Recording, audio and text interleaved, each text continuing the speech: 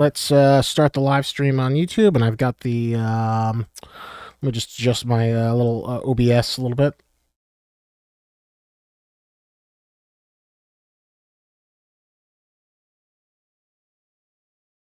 All right, we are good to go. All right, let's kick it off. Welcome to the Affray Interactive Community Event. I am here with the new community manager, Goomes, who has a long history being involved with the tactical military simulation community. Maybe not necessarily the biggest form of gaming, but I would say one of the most persistent communities, given the fact that gaming has always kind of went arm in arm with tactical simulators. Back with Counter-Strike, Rainbow Six, every era of gaming has had its own form of tactical simulation. So I would say that tactical simulation games are as integral to gaming as Mario and Tetris. They are the unsung heroes of pushing the medium forward as graphics and gameplay reach new levels of realism. But Goomes has a unique role. Many people want to become developers. They want to work in the gaming space. But one of the most sought after and difficult to reach positions is that of a community manager, someone who interacts with players, who interacts with content creators, who gets the feedback on the digital streets, and is eyes on the ground in all communities. So, Gooms, how did you get your start? What was your gaming origin story? How did you get to this interesting position that so many people want, but you can't go to college to become a community manager. There's no direct path towards it. True. Yeah, so hello everyone. First off, pleasure to be here, and I'm happy to be getting involved in the SCP 5K community and all that. As for how I got my start, I mean, I've always been, a big gamer. I'm in my mid 30s now, so I've obviously been playing games for quite a while now, and gone through, watched all of the old consoles and played all the old games. Growing up, I actually used to live nearby to one of the Sony headquarters in America, and when I was very young, I actually used to do game testing. Oh, snap! Yeah, so I actually tested like the original Jack and Daxter, the original Uncharted, God, just all sorts of old games around that era. I played one. I forget if it was the first or the second. Battlefield Bad Company. I was very young. They were like kind of.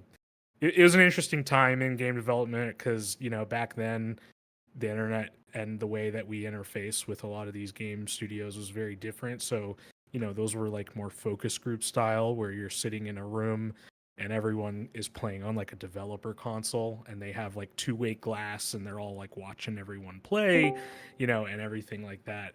And it's then they like collect feedback at the end and things like that. So yeah, it was like a very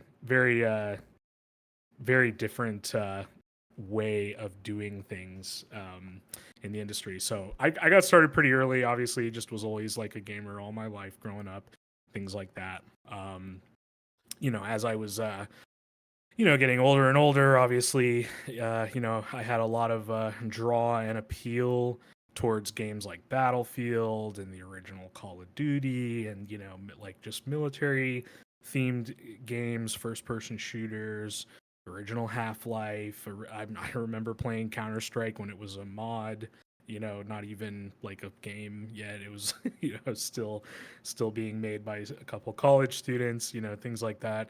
And yeah, I just always was interested in the genre.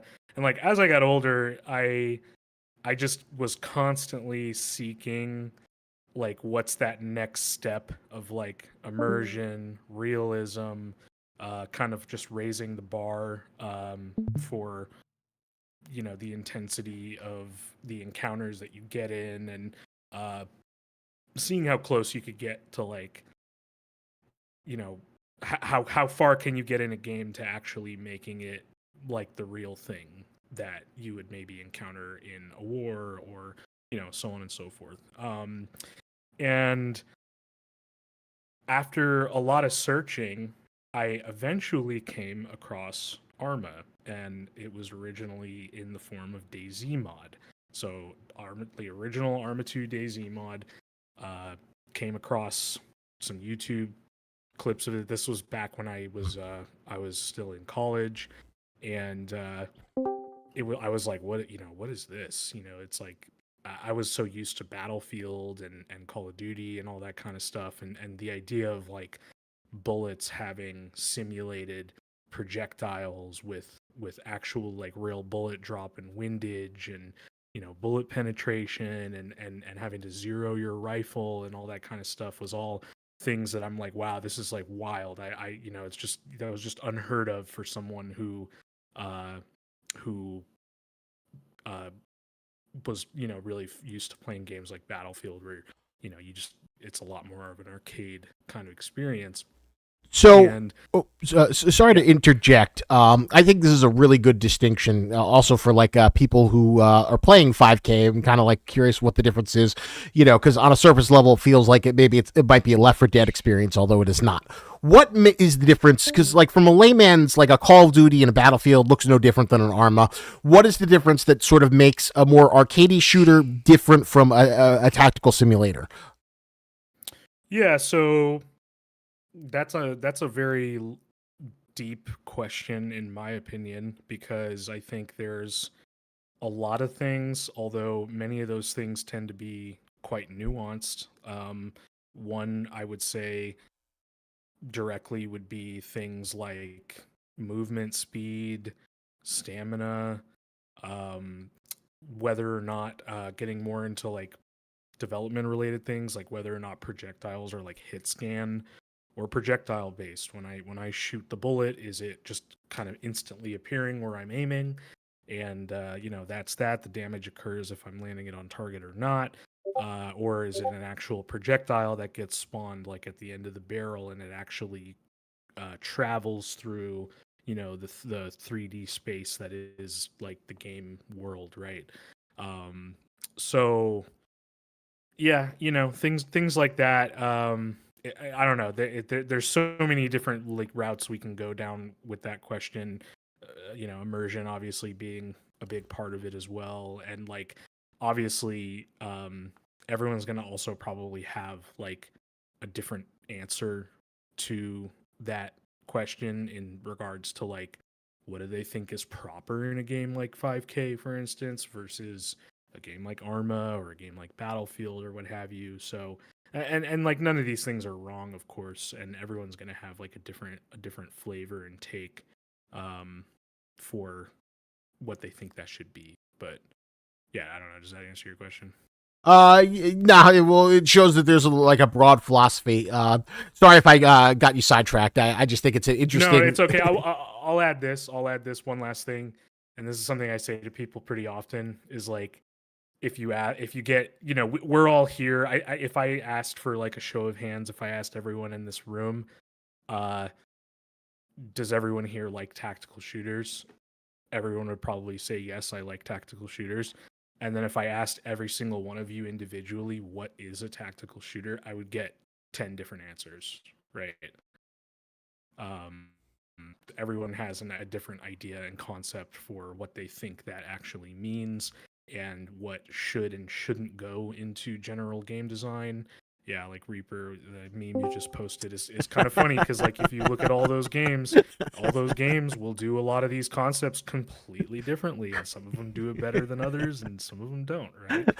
And I have like pretty much done pretty deep case studies on almost all of those titles, and like where do they kind of have their different intricacies and stuff like that, right? So, and of course, like it even gets more complicated when like I have like some Arma footage going on here. This is like heavily modified, right? Like there's so many different mods that are like completely deviating it from the vanilla and base game experience, and many of the games in that list also have pretty similar, um, backgrounds and things that can be modified and changed to kind of like fit that definition of like what people really like in a game, right? So just wanted to add that last part. You're growing up. Yeah, I'm pleased to be having this discussion with you because I'm kind of from a similar gaming background, similar age set. So I do remember growing up with Half-Life. I think playing Jack and Daxter and the legendary Naughty Dog, because I know Naughty Dog is famous for their playtesting. Hearing that brings back a tremendous amount of nostalgia. What was your first step in sort of like getting involved into a community? Because I've heard stories about like people playing like. Yeah. So I'm sorry, go on. that was kind of my next step in what I was explaining earlier. Actually, is like having discovered Arma 2 DayZ mod. That was great. I loved that. The concept of open world zombie survival was like extremely interesting to me, and that was really fun to kind of dive into that. But there was always kind of like an itch that wasn't being scratched that I eventually discovered in Arma 3. And when I got into Arma 3, I discovered Milsim communities, and I played with a few units. I've ran a few units of, like a platoon size element type situation where you have multiple squads of guys, roughly 50 or so plus or minus people that are all kind of playing coordinated as a team, it struck back to like, playing the old Battlefield games and kind of thinking like, wow, this is like the peak of like, immersion and realism for me. But like, no one really like coordinates in those games. They don't really talk. They all kind of rush to the objective, and no one is really like doing anything. So this was just like a whole new level for me, and it was extremely interesting to me that I could like get together with all of these people, and we could do something that kind of was like bigger than just like what you see when you're playing on the game. There's like a lot more to it. It's very deep. Um, and so, what actually really got me into these communities was Arma Milson groups. And I remember, I was rolling with this group for a while, and, we used to play a lot of other games together. And around the time that I was really kind of at the height of doing a lot of this stuff, that was when Escape from Tarkov was starting to show off like their first trailers, and we were all kind of looking at it like, damn, like what's this, because we were all playing Arma, and we were all just like, man, Arma is just so jank, man. There's just like there's so many things we wish we could like get out of this experience that is like, you have to like install 10 different mods, and you have to battle with server configs, and it's like it's a whole job, right? And it gets pretty like nuanced with what you can do there. So we were always like looking for other similar like experiences that we could get together, and so we kind of started getting into that like realm of things. And at the time, Tarkov was really like pretty small community, and there was not like a ton of people covering it. I bought in to it, EOD edition, which everyone I'm sure is familiar with at this point. But at the time that I bought it, it was like the end of 2016, and it was the only way that you were guaranteed to actually play the game. Otherwise, if you bought any of the lower editions, you got entered into a lottery, and then they would like pick your name every few weeks or something like that. And I was like, screw that, I'm just gonna buy the big EOD edition.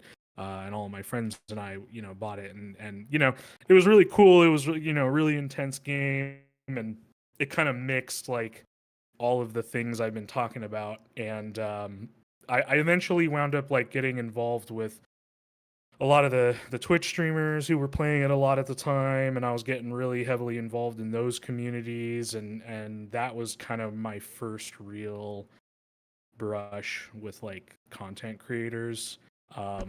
And I just wound up kind of growing and growing in terms of role and responsibility, and it all of that's a whole long story, but like all of that led into working with like, I was playing and testing Scum for months before it came out, providing feedback in internal discords. I was working with the Insurgency Sandstorm team on all that. Like we one of the companies I have called Blacksite, we did all of like their launch restream marketing. So when you saw like a live stream or a recording playing on the Steam page, that was all like my company that set all that up and everything like that. And I've done, if any of you guys have looked at the 5K page when they do big sales, or the launch, or anything like that, anytime those are all done through our stuff. But yeah, I just through kind of like Arma getting me into Tarkov, and then that kind of like exposing me to a lot of other development teams, and getting to know a lot of other creators, and I just was getting like really intermixed in that whole world, and making a lot of friends, a lot of drama. Like, it's just all of the above. I've been through the ringer. I've been through it all with like all sorts of people, and yeah, I eventually landed on uh, um, working on Operation Harsh Doorstop, which I still do work there. And that's like a tactical shooter milsim framework with like a base game that serves as kind of like an example of what you can do with it. But it is like very much meant to kind of be like a sandbox framework. Yeah, it's still getting updated. We're working on it all the time. We actually have a pretty big update coming out soon. And fun fact, That's meant to. Go ahead. I was just going to say, fun fact, Al Barney has done work for Operation Harsh Doorstep. So there's a little bit of intermixing. We hired Albany. I mean, if you like the guns in 5K, way back in the day, we hired Albany, and he did our whole like weapon framework as well. We obviously have them like tuned differently. He and I have somewhat contrasting opinions on how weapons should be done in games. And it's a style thing, of course. At the end of the day, it's like again, it goes back to that question of like, how do you define what is a tactical shooter, what's a milsim, things like that, right? I'm gonna have a different approach coming from like playing a lot of Arma and all that kind of stuff. And he, not so much in that realm of things, and playing like some of the other games. It's just everyone has like a different want and desire for how they want that stuff. But anyways, yeah. So I did a lot of work there. I've done a lot of work with, I mean, pretty much all of the above. I've worked with, you name it. If I don't know them, just through like networking and kind of getting to know people on those teams, I've worked with them, or I have partners that worked with them. Like, for example, one of the co-owners in the company I mentioned earlier, Blacksite, he works in the firearms industry. So if any of you have played Ground Branch, for instance, and you see all of the branded real world gear in there, things like that, that's all stuff that he helped put together. All your Terran tactical mags and Sig Sauer, and just all of that stuff that you see in there, that's all stuff that he helped put together. And he also has done stuff in like the film world with that too, like John Wick, and a lot of that other stuff too. So yeah, I don't know. I just kind of dabble all over the place, and I just network, and I meet people, and then I just kind of see where it goes. I try to bring value wherever I go, and get involved in projects when I can. And 5K is one of those, as we kind of mentioned, where I've been around 5K for like a really long time. I actually met like Albany like way back in the day, when it was still on the squad SDK, and there wasn't really like a gameplay loop or anything like that. It was just kind of running around empty tunnels, and so I consulted pretty early at that point on like, how do we kind of like turn that into something that people can kind of get an idea for what the game is going to be. And that's like what kind of led into the Kickstarter campaign, and a lot of the creators that kind of came in and did a lot of that coverage for the Kickstarter campaign is a lot of people I know, a lot of my friends that I brought in for that, things like that. And we did that. The Kickstarter campaign did really well. We surpassed the goal, and then that led into like working on the launch release, and going into early access and kind of working on the build and what do we release with there and all that kind of stuff. And yeah, I've always kind of like been around this project from the early days. Just never really kind of came on as like an official title, which is obviously like what I'm doing now, right? So, an interesting thing, and this is important for all of you guys. You always come to me about like mag sizes and gameplay, and that is not something I necessarily have the ability to do to affect it. But Goomes is the guy. He is the guy you should be hitting up on Discord. So I think now will be a great thing of like you're now interfaced with like many of the key people in the development. How much can you change and how much can you not? People affectionately said justice for Bananazilla, the beloved SCP 27 something something, the banana monster. You do not have the ability to bring the banana monster to life. I do not have the ability to, although we are trying. But what are the sort of changes that you can reflect from the player base to the developers? What are the sort of things that people can realistically expect that talking to you can help meet in practical gameplay? Yeah, so yeah, I mean, I don't have that direct control of like this goes in, this doesn't go in, or anything like that. But like, the way I see it is I exist to bridge the gap between the community and the development team. The community sits on the outside of the team. The team sits on the inside, looking in, heads down, doing the work that they need to do. They don't have time to read a bunch of feedback all day or like have, an hour-long discussion about, like you said, like mag sizes or, like the fine points of how you handle some very nuanced thing that you think should be in a tactical shooter. Like I do. That's what I do. I like that stuff. I like to have long conversations about all of that. I'm down to kind of like spitball ideas back and forth, all that kind of stuff. The SCP stuff, I don't really know a lot about SCP. I will say, full disclosure, like I've never really been like a big SCP guy. I know a little bit about it. I'm mostly on like the tactical shooter side, and that's like mainly the kind of stuff that I've always focused on. That being said, I do really like a lot of similar concepts. The idea of tactical horror is extremely interesting to me. As I mentioned in like my introduction when I first started, I'm like a big Stalker fan. I've been playing those games for a really long time now. And in fact is like, I've been sending the team just an insane amount of like reference from like different monsters in there and kind of like concepts and design choices that they made and things like that as we kind of like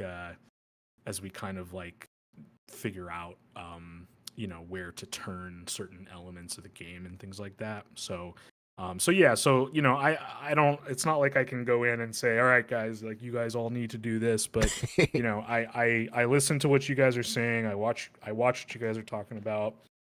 I see what you all post in the feedback channels, concerns with the game, things you wish it did, things you wish it didn't do, all that kind of stuff. And my job is basically to try to understand and translate that and package it in a way that the team understands that the work that they're doing is able to actually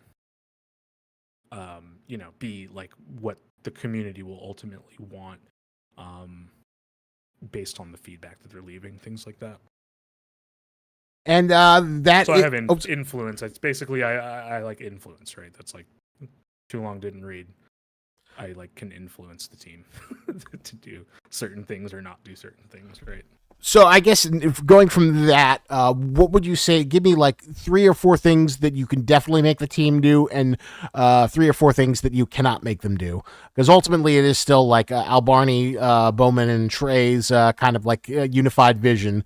But obviously, in some mechanically in playthings, that's kind of your specialty, and where you have like most. Again, yeah, but I mean, I wouldn't really frame it as like I can make them do anything. Like that's ultimately up to them. But I can certainly, because these are things that I have spent a lot of time and have a lot of experience researching, working with other teams on, working with a lot of these communities across all of these games and kind of seeing a lot of that nuance all over the place. I can look at something. What I try to do is I try to take what I see everyone talking about. I try to interpret that, understanding, or what I think that I understand that they want, and then on the flip side, understanding what the development team is working on and what they may or may not be capable of doing. Like there's like obviously in development there's like unrealistic asks where like if we want the AI to do all these like really crazy convoluted specific things, like that's probably not going to be like realistic to achieve. But I can try to kind of prescribe a recommendation for, I think we should do it like this. This is what I think this is what I think people want based on what I'm perceiving them talk about. And this is how I think we incorporate that into the current pipeline and workflow of the game so that it can be achieved in a realistic manner. And I will like, debate slash argue my point or for my case, as much as I feel the need to. Obviously, again, at the end of the day, like I can't say hey Trey, you need to do this or like whatever, but I can certainly make a convincing case, and as I've had to do with like many other games and things like that, including in this project in the past. So So does that answer your question? yes. So your voices can be heard about the more minor things. So it is a great place. And I guess in your profession, I know you read the Steam reviews. What is the process of like getting that feedback, getting the pulse of the community? Is there a more methodical, or is it just reading a ton of Discord chat logs and Steam reviews? It's like all of the above. It's just kind of like saturating my view with like everything that I can kind of see, and also occasionally having discussions, which I will be having more of soon. I've been spending kind of the past like my first like real month on kind of observing more, but moving forward I want to start getting into some of these more nuanced conversations with people. Like for example, I was mentioning to you that before we did this meeting, I wanted to meet with some of the people on the team and have some kind of design discussions with them and kind of get an idea for where their head is at. I'm very interested in doing that stuff with the community as well. We basically had some really interesting conversations where we'll basically get together and I'll kind of pick their brain about like what do you think a tactical shooter is, define it, right? And because we like and this kind of like goes back into the whole process of like uh having to interpret reviews and feedback and just general chatter in the Discord, because we'll see people who say, oh, it's not tactical, and it's like, okay, like what does that mean to you?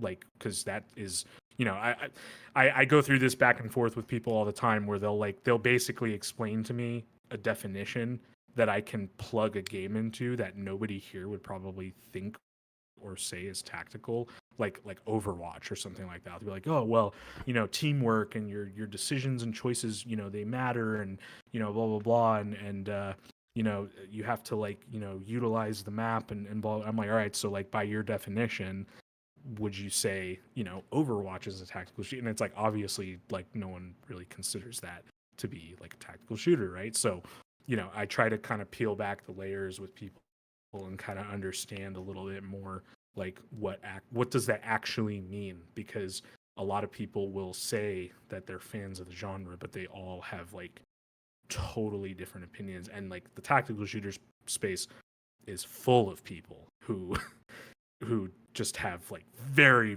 very strong opinions like about what makes these games good or bad, or what they're doing right and what they're not, Well, doing and actually, all that kind of stuff, right? let me pitch you an idea live while we have in front of all these people, and you guys in the comments, let me know what you think. We have a new update coming soon. I can't say when. Sooner than you think, but not as soon as you'd like. But it is coming. I can't give a date, or else Bowman and Trey will kill me. They have snipers looking at me right now, so I can't give you the date.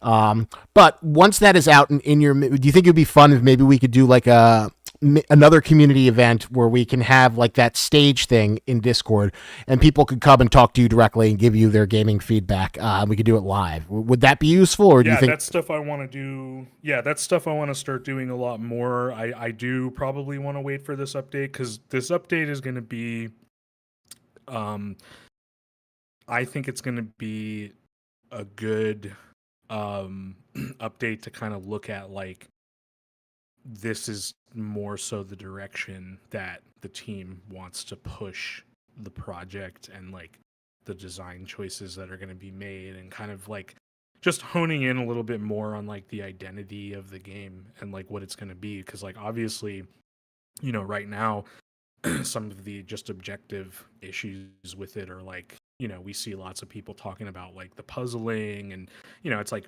it's not supposed to be a puzzle game.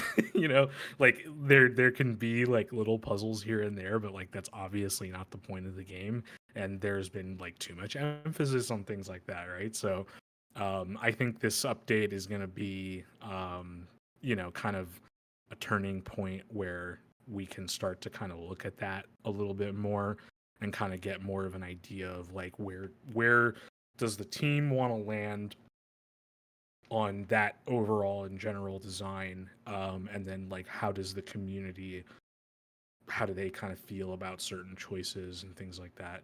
So yeah, I think this update, I'm definitely into getting groups together, playing through the campaign with people, and just kind of having these more in-depth discussions and things like that.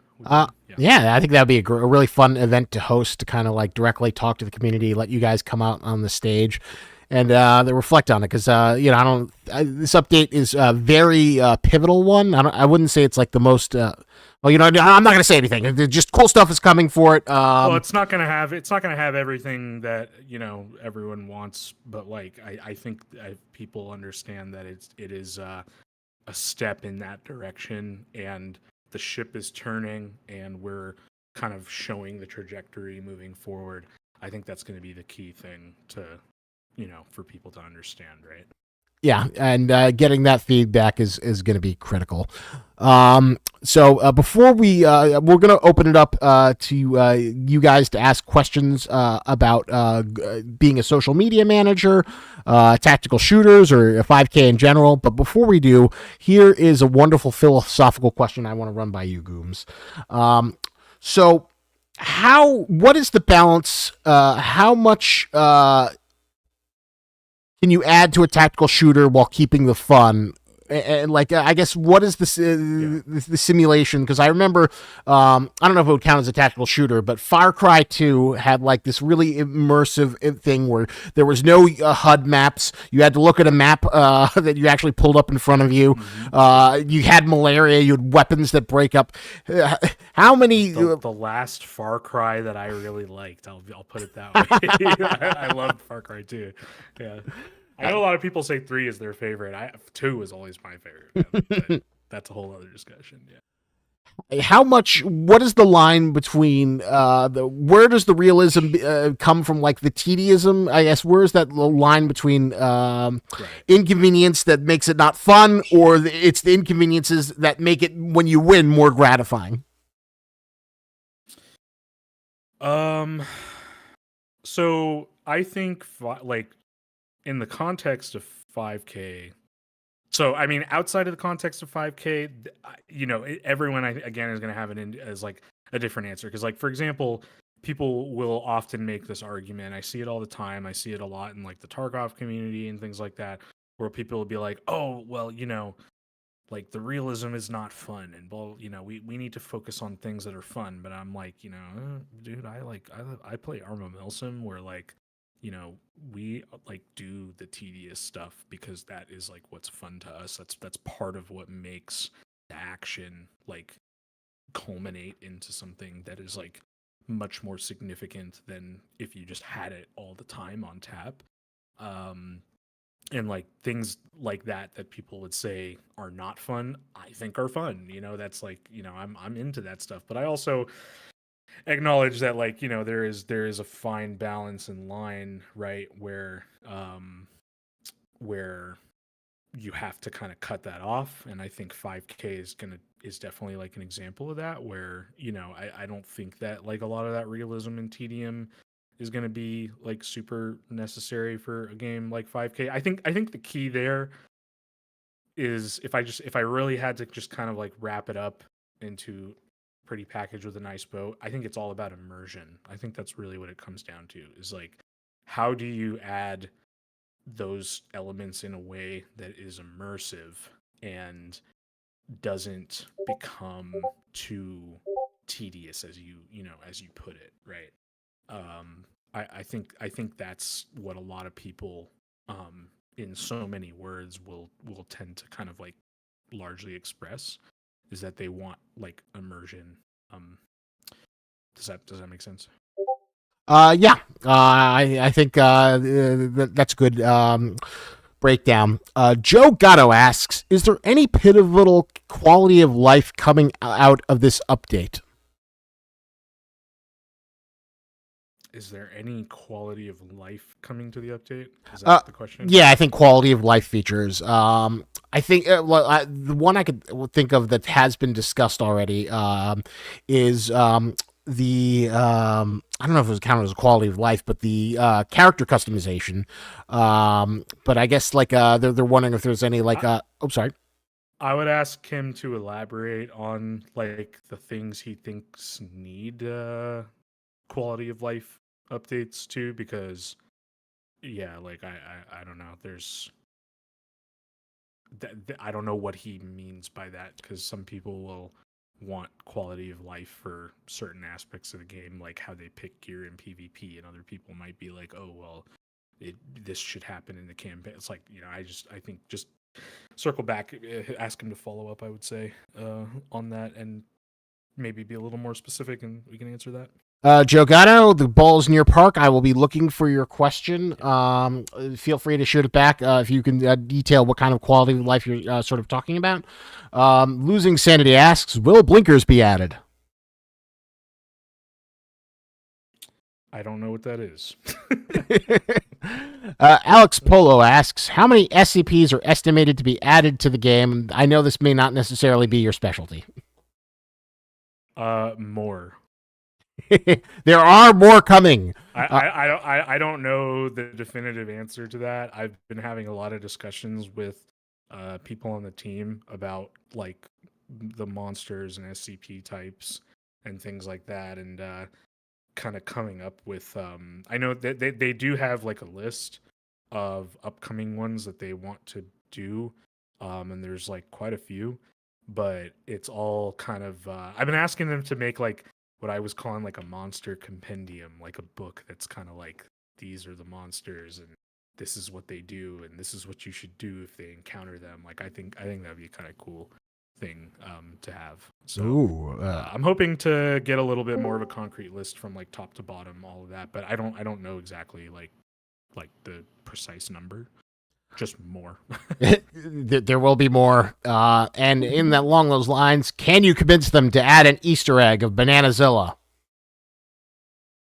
I don't know what that is, so. That is the beloved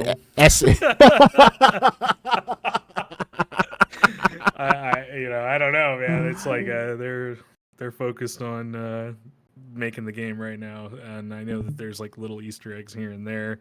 I don't know what that is. I don't know if they have that as an inside joke with something. So yeah, I don't know. You're asking me something I don't know. Well, all right. I will give you some context. We did a stream with Kyle Fitzpatrick, who did basically he did a really wonderful exercise showing like the fray style design, and he designed some SCPs that were requested from the viewer base.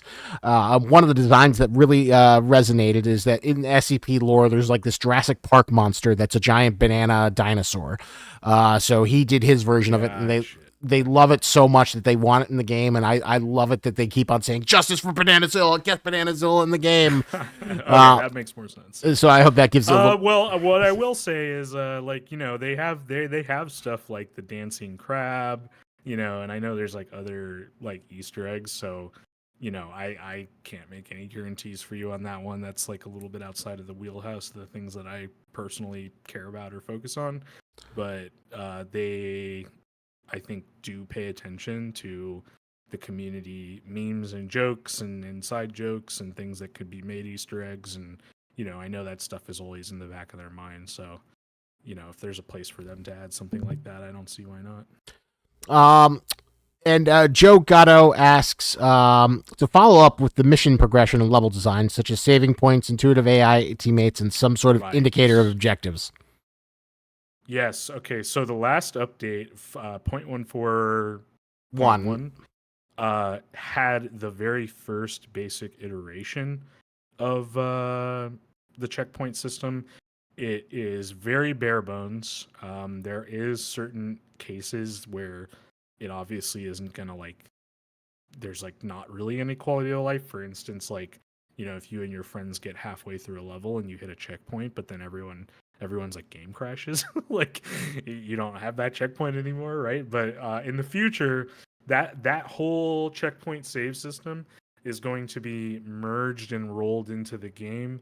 I can't go into details on that, but I do know that it is going to be merged and rolled into the game in a much more significant way as more of like a gameplay mechanic, and that is very much on the list of more immediate things to do, is improving on the checkpoint and save system. I think the next step, the next evolution beyond the current checkpoint system, which is kind of like, like I said, it's extremely bare bones, but the next version is going to be like more persistent saving and checkpoints where you can exit the campaign with your friends and then pick it back up later. Hopefully that answers your question. So HX20 Games asks, will the AK 101 and 102 be added to complete the AK 100 series? Caden is in here. He would probably know better. Let me say this. I don't know that, like, I am sure more guns are going to be added. There are a couple new guns coming here soon as well. But I don't know that, like, adding in lots and lots of new weapons is like a huge priority right now. The main things that are like taking the very front facing priority to the team is like the monster types and horror elements, as well as like redoing a lot of the levels and the pacing, and kind of like getting away from, like, you know, combing an entire compound for door codes and, like, you know, just a lot of the fetch quest puzzle things like that. Like right now there's a huge emphasis on trying to get away from that and trying to focus more on like the tactical horror elements of the game. And like the game already has a really solid basis of weapons and things like that. Like I said, I am sure more will come later. I don't know if there's like a list of those guns right now. I just know that that's like not like a super high priority right now to add more guns, just because there's already quite a few. Also, I will add to that, you know, figuring out how to make the weapons also like more unique, so that different weapons have different applications, depending on the enemy you're encountering or the environment you might be in. Like, a lot of thought is going into that right now, in regards to like how do we not make it so, like, you know, because right now, like, you have a 30-round mag in any gun, and they all kind of feel more or less the same. Like, you can play the campaign from start to finish with like pretty much the same gun, right? So just thinking about ways where we can kind of put more weapon types and mix it up, put more different weapons in players' hands, things like that. Very detailed answer. Um, I'm a Cookie 12 asks, will you have to unlock the customization options, or will everything be unlocked from the beginning? That I don't know. I just know that the first version of customization, I believe, is coming with this patch. I don't think it's going to be too sophisticated to start. I'm sure it's going to be, first iteration and fairly basic. But yeah, I don't know. Kind of going off some of my past answers.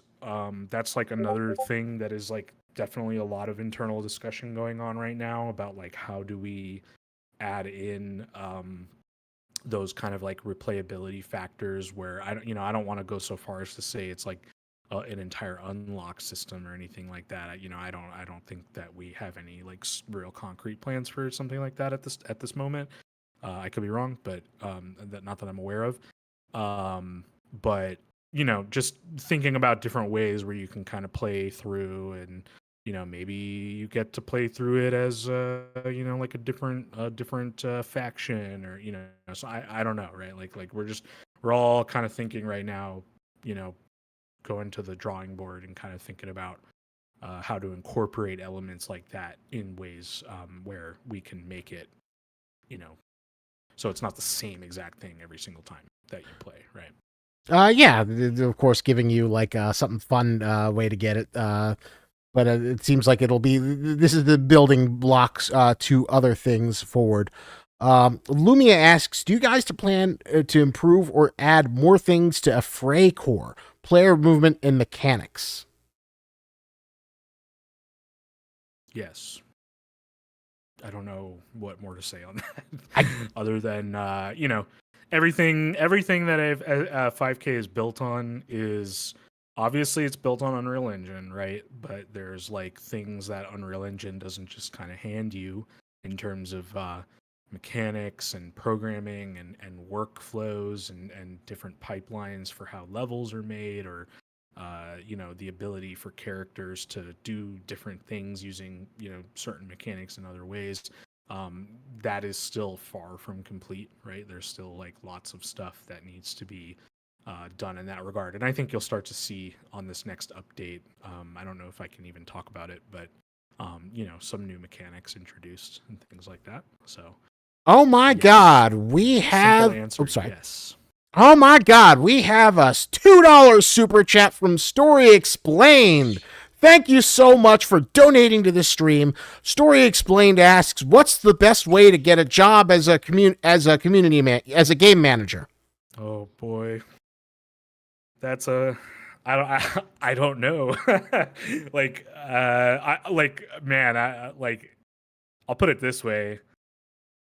I don't think that I really do what a lot of community managers do. I see community managers and other projects that you don't even know they exist, or they are just kind of like there to, answer messages or something. Like, they like the community manager role is like, it's kind of like a catch-all phrase for like whatever I feel like a studio needs in that sense. Like, I don't think that that's really so much what I do, and Isaac was pointing out earlier. It's not something you really go to college for. Like, I went to college for business. I have a business degree. Like I have like a focus in entrepreneurship and management and things like that. So I that's obviously something that I do a lot of with my, I have various companies, and I do a lot of other stuff in the gaming space too. I guess here's the one thing I would say: if you really want like the best possible advice I could give you for finding really any job in the gaming industry, be it community manager or an actual like technical developer or anything like that, is network. Meet people. People hold open and close all of the doors that you want to go through in your life, right? So you need to know people, you need to meet people. It's a small world. people leave one project and they go to another project, and they all know each other. They've all worked, in various projects and all that kind of stuff. Um, if you really want to find any kind of job like that, meet the people that you need to get in touch with, learn about the project, and figure out where you can be valuable and where you can fit into that role. Sometimes, especially in like indie games, you kind of have to invent the role. Like you got to wear a lot of hats, and sometimes everyone has unique challenges that not the same from studio to studio, and you have to think outside the box and understand a lot of different perspectives and angles. And like I said, the more people you know, the more you understand, the more likely you are to kind of figure out how to position yourself to get into something like that. Hopefully that is helpful. I think that's a good lesson to learn in life and gaming. Meet people, always be meeting people. You never know when the next door will open. So it's a hard skill. It's an intangible skill, but that's why, what's that famous novel, How to Get People to Like You, or Andrew Carnegie or something or another? Yeah, Carnegie. How to make friends and something. Influence Yeah, people. I know exactly what you're talking about. yeah. So DCR asks, will we ever see split paths for level design? Example, more ways to get to the control room in chapter 1. Probably. That's what I can mostly say about it at this time. It's certainly an idea that I've talked about with people on the team before. I'm sure they have also discussed it many times as well. Kind of the idea of you need to get here, you can go left, you can go right, you can go up, or you can go down. There's still lots more level design work to do, and many more levels and components of the facility that need to be made. So I would not be surprised if you saw that. Yeah. So I don't have anything definitive to say yes or no, but probably, yeah, high likelihood. Yeah. So DCR asks, will we be confirming 610 will be added soon?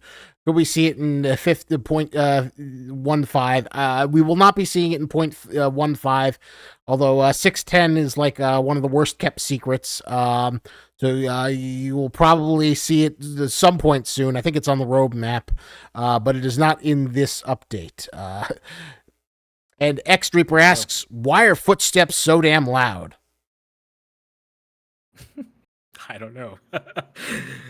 I do not know. I know there's a lot of audio overhaul work that's happening right now. I do not know if that encompasses the footsteps. I've never personally been bothered by them, but I don't know. Maybe next time I listen to them, it's the only thing I'll be able to hear now that you've stated it. Well, we do have if that's the case, and I think it needs to change, then I will bring it up. Well, we do have an audio session with Corvus, who's doing an incredible technical overhaul. I believe maybe a week from today. Yeah, next Sunday. So stay tuned for that, and then you can have all your audio questions for them. Yeah, I think that's going to be a really interesting session. So I hope you remember and mark your calendars for that. You can always sign up on the Discord, and you can ask if you think the footsteps are too damn loud. So Lumia asks, was your SCP Pandemic, as it used to be called, was it ever close to cancellation? No. I do know that at the time of the Kickstarter was definitely if we don't get this funded, it's either not going to happen or it's going to take a lot longer than anticipated. So maybe then, but the Kickstarter, we exceeded it. It was I think the goal was 100,000, something 110, something like that. And I know we got it up to 130 or 140 or something like that. I'd have to go look at it. But that was definitely I would probably consider that a make or break, yeah. As with a lot of Kickstarter campaigns, that's not uncommon. But like once that was funded, that was exactly what was needed to get the game up to early access release, and then just the sales from early access release and like subsequent updates and things like that. Yeah, that all like obviously helped keep. I don't think from that point on the Kickstarter moving forward, I don't think there was ever any kind of thought or risk of like, you know, it being canceled or anything like that. So there you go. That was the big hurdle. But thankfully, SCP-5K was able to move past it and move forward, and still continuing to achieve that vision of the ultimate SCP tactical military experience as it goes forward. One thing you told me that was kind of very interesting is that as a genre, military tactical simulators are kind of like in this sort of stagnant period where they're, as the gaming industry goes into a lull, there's not like a lot. There's like Tarkov is kind of the king, but then they kind of did that thing that made everyone angry, the $250 pass. I would argue they've been messing up for a lot longer than that, but yeah, yeah, for sure, yeah. I guess sort of like one of the things that seems to get you excited about 5K is its ability to like bring something new in a beloved genre that maybe doesn't necessarily get all of the love from the mainstream big AAA developers in 5K. What is the unique? Yeah, Oh, sorry. I think there's definitely something unique that can be done here because, a lot of the other tactical shooters in the genre, they all kind of like do the same thing, but like with a different like skin, and they all do certain things really well and some things not really well at all. And I think 5K is in a really unique position because they are not really beholden to like this is what this real unit does, and so it doesn't make sense for them to have this weapon or this attachment or run into this kind of scenario. There's a lot of creative leeway to introduce things to players that other games either cannot do or are gonna really kind of be skirting the edge, so to speak, in regards to like how do we make this like convincing to put in front of players and things like that. So yeah, I think it has a unique thing there. Another thing, kind of going back on like the tactical shooter conversation and like why it's been an interesting time, kind of like talking to the team and also just getting like lots of opinions on like what does that actually like mean to people is I think 5K is going to be particularly unique in the sense that with that creative freedom and that creative leeway, we can actually utilize the horror genre in a way where we can we can take all the things that people think that they know about tactical shooters, and we can like break all those concepts by introducing in things that if you're like me who likes to do the Arma Milson stuff, and we train every week and understand how to clear a room and how fire teams work and how squads bound and peel and react to contact and hold LDAs, ODAs, like all that kind of stuff. Like how do we take the discipline and rigid structure that a lot of people that really go like crazy with it, how do we take that and like introduce things that you would just never encounter in like a real world context, right? Like the example I always use is you know most people will probably be familiar with the basic concept of like holding 360 security, right? Where everyone has to like watch their angles, watch their sectors, make sure you're not getting snuck up on or you're not getting flanked or anything like that. How do you do that when you have like a 173 and someone has to stare at it and you're also fighting things around you in the background? And like, how do you pass that off to another team member? It's like things like that, right? Where you're going to have to kind of like break people's minds a little bit, and throw them into dynamic scenarios where they are like, well, I never trained this, like I don't really know here. And then, it kind of puts people on their toes and makes them react in different ways, right? So I think the more we can do stuff like that, the more we can do more than like, we talk about Ready or Not and Ground Branch and all that, where it's like, all right, breach this door. There's guys behind the couch in that room, and it's like you can only do that so many times, right? So you think that there's the SCP opportunity gives a really good chance to break those rules? Correct. Yeah. But we have to know them, and we have to establish design choices, I think, grounded in those realities in order to figure out how to like pivot those in a way where, yeah, we can, like I said, break those rules. Well said. And I think that could potentially be a very nice compliment. Justin Red 87 asks, "Why is Goomes such a Oh, sexy beast?" well, I learned from other sexy beasts such as himself. All right, so I give him a little bit of credit there. All right. Well, there you go. You were the contribution to him grooming his sexy beastiness. Lumia asks, before the Kickstarter, how many people were in a fray, and how long did it take to create the first demo for the Kickstarter campaign?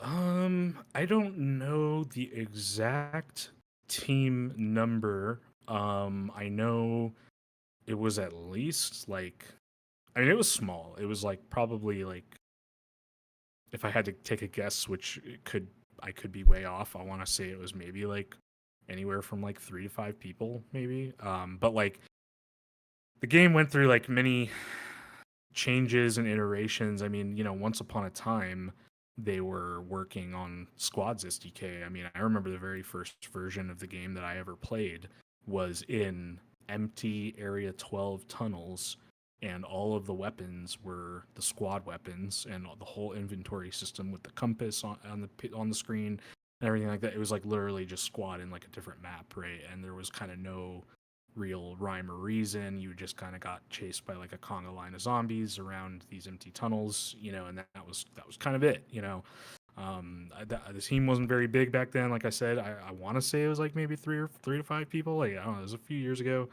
so I don't really remember.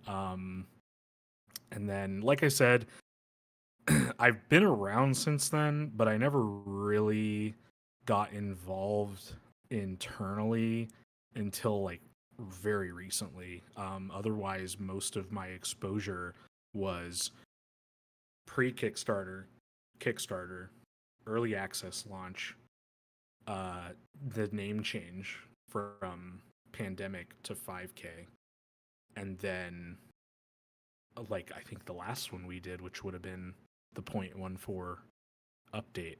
And then obviously I would talk on and off with people from the team here and there throughout that time. But it's like every time I come back to the game, it's like completely different, right?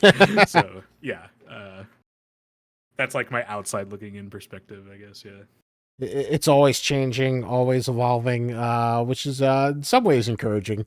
Because it's I guess what was like the most dramatic change you've seen in 5K's march towards 1.0?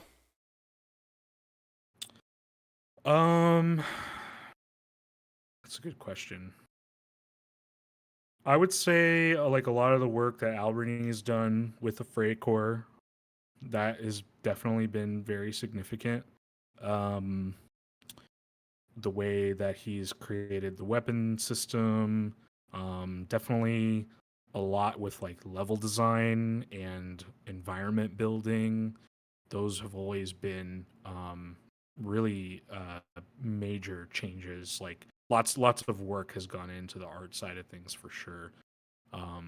Again, like I remember just running through empty tunnels and stuff. There's like really like nothing more than like concrete and pipes and things like that. It was like that was about it. And now you just have like chapter 3, for instance, with the vines and the flower enemies, and that's just all like just really insane, like the amount of detail that's gone in there, things like that. And also just the stuff that you guys are going to see in this next update with like the overhauls to like the first chapter is just really like crazy, like the amount of work that's gone in. It's really good. Cal and Stuff asks, actually, for a question for Gooms, what do you think of the RM-277, or have you not heard of it? I don't know if that's a gun or if that's a game. I don't know what that is. So Cal, if you want to specify what the RM-277 is, I'll see if I can bring that question up. Caden, what is it?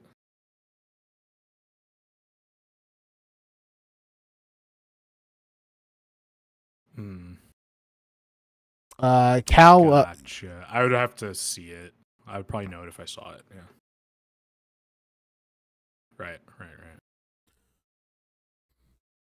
and we have another question. I'm trying to think. I had it here a minute ago. Yes. Other than the Antarctica map, are we going to get more GOC content? I think I don't want to say too much. I think the simple answer is yes. I'm pretty sure there's going to be more there. But I don't know the full plan, but that is true. There's more plans. I can't quite say how much. Although here's a good question, good exercise. So let's say people think that like the GOC Antarctica level is absolutely perfect. What's the best way to reflect that to you to make sure that there's more in either DLC or maybe there's a little bit more added that wasn't originally on the roadmap, hypothetically? Hypothetically, if someone said that they think it's perfect and they want to see more of it, Mm-hmm. If they really like the GOC content and should they just like scream it from the hells in the Discord? Should they write it in a Steam review? I would say like we just opened up a feedback and suggestions forum channel. I look at that all the time. It's brand new. I do recommend it. There was no place in here to leave feedback before that. People would just kind of talk in general chat, but it just gets lost. So I highly encourage, more so speaking to like the people on YouTube that may not be in the Discord, and just also to everyone in the Discord. We have that feedback and suggestions forum channel now. I highly encourage, if anyone has any ideas that they want to share, or they like want to say I like this or I don't like this or more of this or less of that, go do it there. It's a good place to leave that stuff. I do read it. I don't always respond, but I do read it and see what people are saying. all I ask is that people are detailed and specific, and that they give productive and constructive feedback and stuff like that. If someone says this sucks, it's the worst thing ever, like, okay, I get it, you don't like it, what else, right? Like, tell me what else how do you think it should be, what do you think would make it better? If you don't have an answer to that, then I don't know, or maybe you're not playing the right game. I don't know. I don't know what to tell you. Well, actually, here's a really good exercise. What would be the giving a good suggestion versus a bad one, something that you could use versus something that's kind of useless. I'm guessing on the worst end of the spectrum is this game sucks, make it better. But like, what's the kind of stuff that like really hits that note of what you need to hear, that's constructive versus destructive? Like, I had a problem here, and then you list out what the problem is, or I really don't like A because B. Things like that. Like for example, like I'll even call out one of the recent things I saw, where someone was like, "Oh, nothing has changed since I've touched this game. It's been 2 years," and it's like, okay, obviously there's been a lot of stuff that has changed. Like, I don't know what you're talking about. That's like an emotional reaction, right? Like, I don't know. I don't know if I don't think that's what you really mean there, right? That isn't helpful, right? More so saying like, wow, like, this was put in, and I was kind of hoping that this thing would be improved by now. Any plans for that? This is like a big deal to me, or it's just something like that. Open the conversation up. Maybe then we tell you something you want to hear. Maybe we tell you something you don't want to hear. Like, oh yeah, it is still like that. Sorry, we haven't really made any progress on that. I don't know if we're gonna make. It's like I'd rather have that discussion than nothing has changed. This game is trash. It's like that's just like not helpful for. It's not helpful for anyone. Like it's just negative. It's just bad attitude. Like no one wants to engage with it. It doesn't improve the game. If you're there and you're obviously taking the time to leave the feedback, so you must care in some way, shape, or form.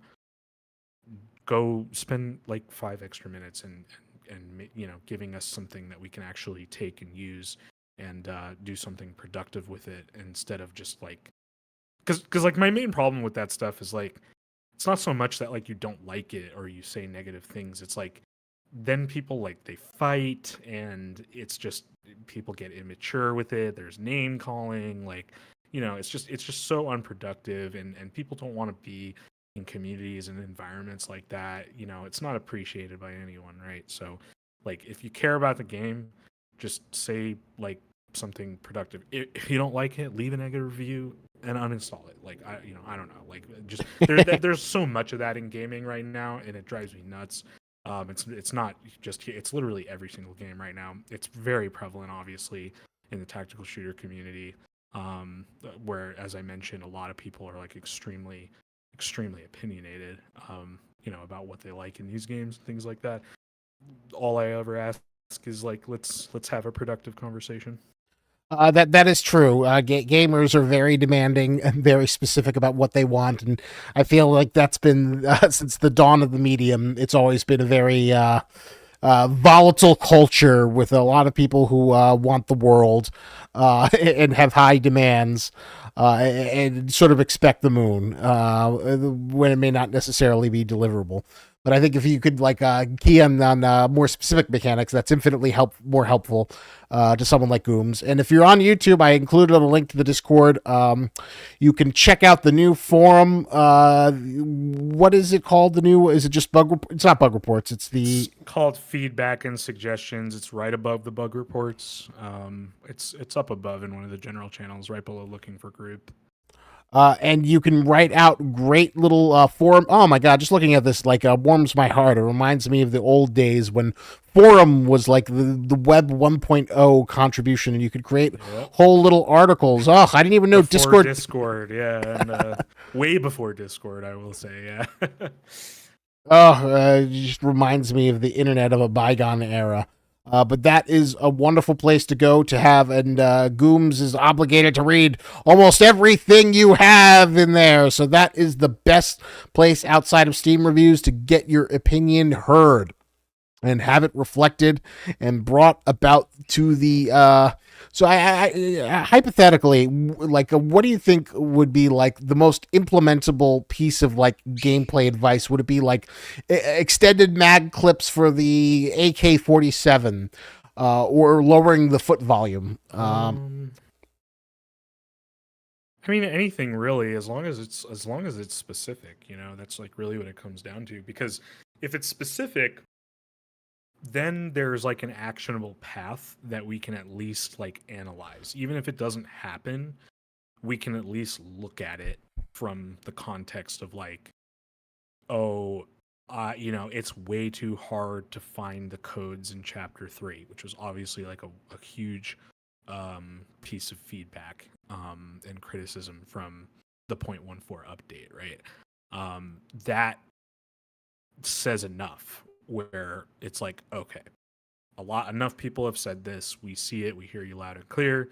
How do we actually like look at the level design and the environment art and things like that, and we actually like structure it in a way where it's not that frustrating and it's not breaking the momentum that you may have like kind of had, where you go kind of like action, and now you have this like dead 30 plus minute window where there's nothing going on, things like that. The magazine one, I mean, that makes sense too. I look at that a little differently though than like, there's obviously like there's like two ways to do it. One of them is the only real right way.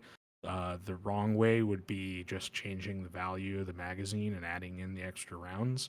The right way would be, we have Caden here, who is the one who models the weapons. And so if we said, hey, I think the AK should have a drum mag, well, then we'd say, okay, well, the actionable process there is we need to talk to Caden here, and we need to say, hey, we need you to model a drum mag. And then beyond that, if we don't have animations for the drum mag, then we got to go to Anders and the animation team and say, hey, okay, we have this drum mag now, and okay, if it sounds different when you put the magazine into the AK, well, now we got to hit up the sound department and we got to say, okay, guys, we need sounds for the reloads that are going to be different than the other AKs, and so on and so forth, right? But those the being specific helps us to look at those things more objectively and form a path, right? Yeah, I guess that's a good thing. Note if it's actionable and doesn't necessarily require a way to build a new asset, then that has a better chance of being implemented faster than like add a new monster or give me a minigun. Well, it depends. I'm not going to say that if it's challenging, then it's not going to be done. It could very well be done. Well, it's not. It's not even so much about the challenge. This is also something that I think a lot of people miss with game development stuff. Is a lot of like, and you'll see this with every single game where they'll be like, "I don't understand why they don't do this. It's so easy," and it's like, boy, you just triggered everyone on the team because it is not that easy. Even if it is easy in engine, it's not that easy because like you have to think of development as we are spinning a bunch of plates and we're trying to balance those plates, and while we're doing that, we're also trying to parachute onto a moving target at the same time. Right? So like when you say, oh, it's so easy, it's like, well, yeah, but like you think it all exists in a vacuum and that you just can like open up something on the engine. Like people aren't thinking about like the workflow and the production pipeline and things like that, where like people need to check into the source control and they need to check things out and they need to do the work and then check them in and they need to write all the notes and all these things. And then it might be that like everybody on the team is tasked with doing A through Z and they only have so much time in a day. This is their job. And they have things they're tasked to and things they aren't tasked to, and you can only there's only so much manpower, so many resources to get those things done, right? So yeah, it's usually not that simple. It's helpful to be specific, and whether or not it's easy or it's hard is kind of less relevant, because it's like it could be a really challenging thing, but it's one of those things where it's like, we have this thing coming up. When these guys are done with this, they're going to be moving on to this, and it would make a lot of sense if we did that thing.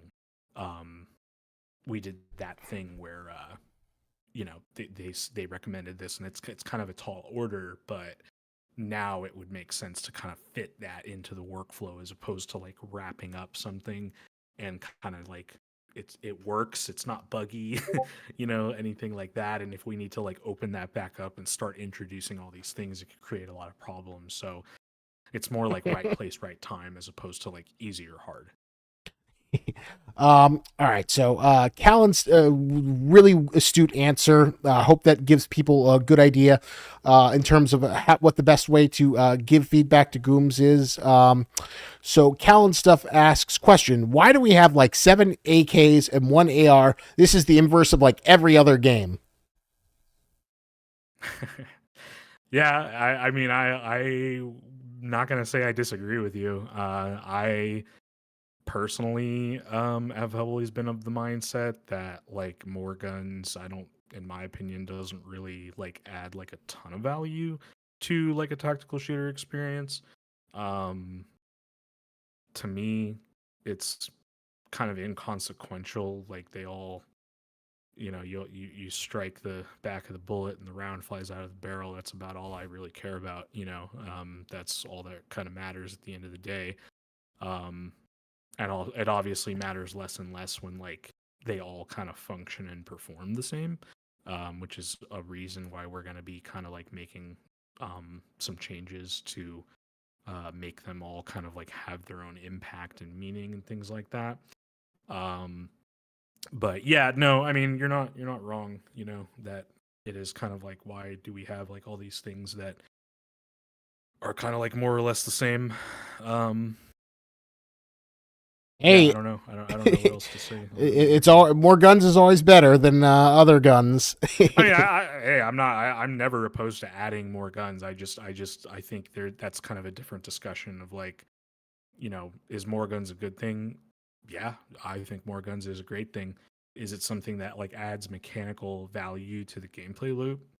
Not really, unless it's like, you know, okay, here's like a shotgun and it functions completely differently than everything else, and you can use it against enemy types that are, maybe other guns aren't effective for. Like, then yeah, there's like actual mechanical value there, right? So yeah, I mean, and that's like, again, it's like it almost even goes back to like the earlier topic we were saying about like what is a tactical shooter to people, and like to some people they would say like, oh, there's like lots of realistic guns, and it's like, okay, so like that's your allure, is like just having many guns, like is that what makes a tactical shooter? Because like on the flip side, it was funny. I was talking to some of the guys on the other team, and I was saying, and this is something for everyone that you can all do like a quick Google search on. If you look at the original Rainbow Six and Ghost Recon games, I'm talking about like the OG, very first ones in the franchise from like the 90s. You could pick from a wide variety of weapons, but there was no first person arms or gun model or anything like that. It was just a crosshair in the center of the screen. And these are like heralded as like some of like the golden age and golden era of tactical shooters, and really like nailing a lot of these concepts, just like the original Half-Life and all that have kind of like become like hallmark examples of like what has defined the FPS genre that we still play today and things like that, right? So it's like interesting once you start kind of like looking at that tactical shooter kind of like definition, right? Yeah, so Here's a little bit of a weird question from DCR. How many Afraid members could you beat up in a fist fight? All of them. I, One hand tied behind my back. Right? Caden here is gonna be my. I'm gonna literally pick up Caden, and he's gonna be my weapon. Right? I'm gonna kill all. I was going to be like more realistic, like maybe 3 or 4, and then I'd probably get winded. It would not go well, especially since I just got back from this. Like, my family goes up to this place in Maine where all the cousins get together, and we just sit around eating food all the time. So I'm stuffed. I need to go back to the gym. I probably get winded very easily. It would not be a good sight. I think maybe 3 or 4, and then the rest would all just like beat me down. It wouldn't be pretty. But you've got a better solution though. You're gonna. I have a reverse question for him. Okay, I'm gonna ask him this question back. All right. Would you rather fight 10 horse-sized ducks or 1 duck-sized horse, or some variant of that question? I don't know. I probably got that backwards. But... I mean, the 10 horse-sized ducks would be like. No, I'm sorry. A horse-sized duck or 10 duck-sized horses. Yeah, sorry. I don't know. Those Canadian geese could be pretty mean, but yeah. There you go. It's on you. Now for your hypothetical question. Let's see you. Since you put up the affray fighting each other as opposed to making the game. Lav 36 says, very nice to you. He's a great resource to talk about in this community. Assisted me a lot in my research papers upon the state of gaming. Now I got to hear about this. Apparently you're helping out academic scholars. What kind of research are you doing? Yes, I'm somewhat of a scholar myself. I'll have you know. Yeah, no, I mean, people will hit me up every now and then, and because, I'm like a hyper opinionated asshole, so, I have to share my opinion on everything. I like to argue with people all the time about the state of the gaming industry and all that kind of stuff, and sometimes you got to slap a couple people around because they want to, buy the next COD or something like that, right? And it's like, all right, come on, guys, this is why This is why we're in the situation we're in, all right? It's because you're giving them your money, you know. So yeah, so I argue with a lot of those people. I have a lot of strong opinions, you know. I've worked around, you know, various facets of the industry, and you know, I've kind of seen how it ebbs and flows, and also, you know, just kind of like watching some of the broader market trends and things like that, and kind of seeing like, you know, where is it going, or where I think it's going. And like, you know, when, you know, obviously in the past several years we've seen like lots of studios closing, and projects being shuttered and failing, and you know, just all sorts of crazy stuff, and it's a pretty turbulent time in the industry. um and Yeah, so you know, people hit me up every now and then and ask my opinion, and I'm always happy to give it. And yeah, I like to have those conversations because I like to have those conversations. Not all of this stuff. The reason I do all this stuff and I don't like work a normal job is because like to me this is like not really a job. It's like this is like what I like to do. I like gaming, and I feel you know, uh fortunate and grateful that I can spend my time doing this. And you know, because I've worked in the real world. This background that we didn't go over, but I spent almost 10 years as a realtor. I sold real estate. And so I actually have a lot of experience like doing stuff like that. Like Interesting. and stuff like that. And the second that like I saw things picking up in the gaming space, I was just like, yeah, I'm young enough. I'm gonna try this, and if you know, if it doesn't do well, then you know, like I said, I have a business degree. I've worked in the real world. I have experience. I can go. I've started companies. You know, I've done all of that stuff.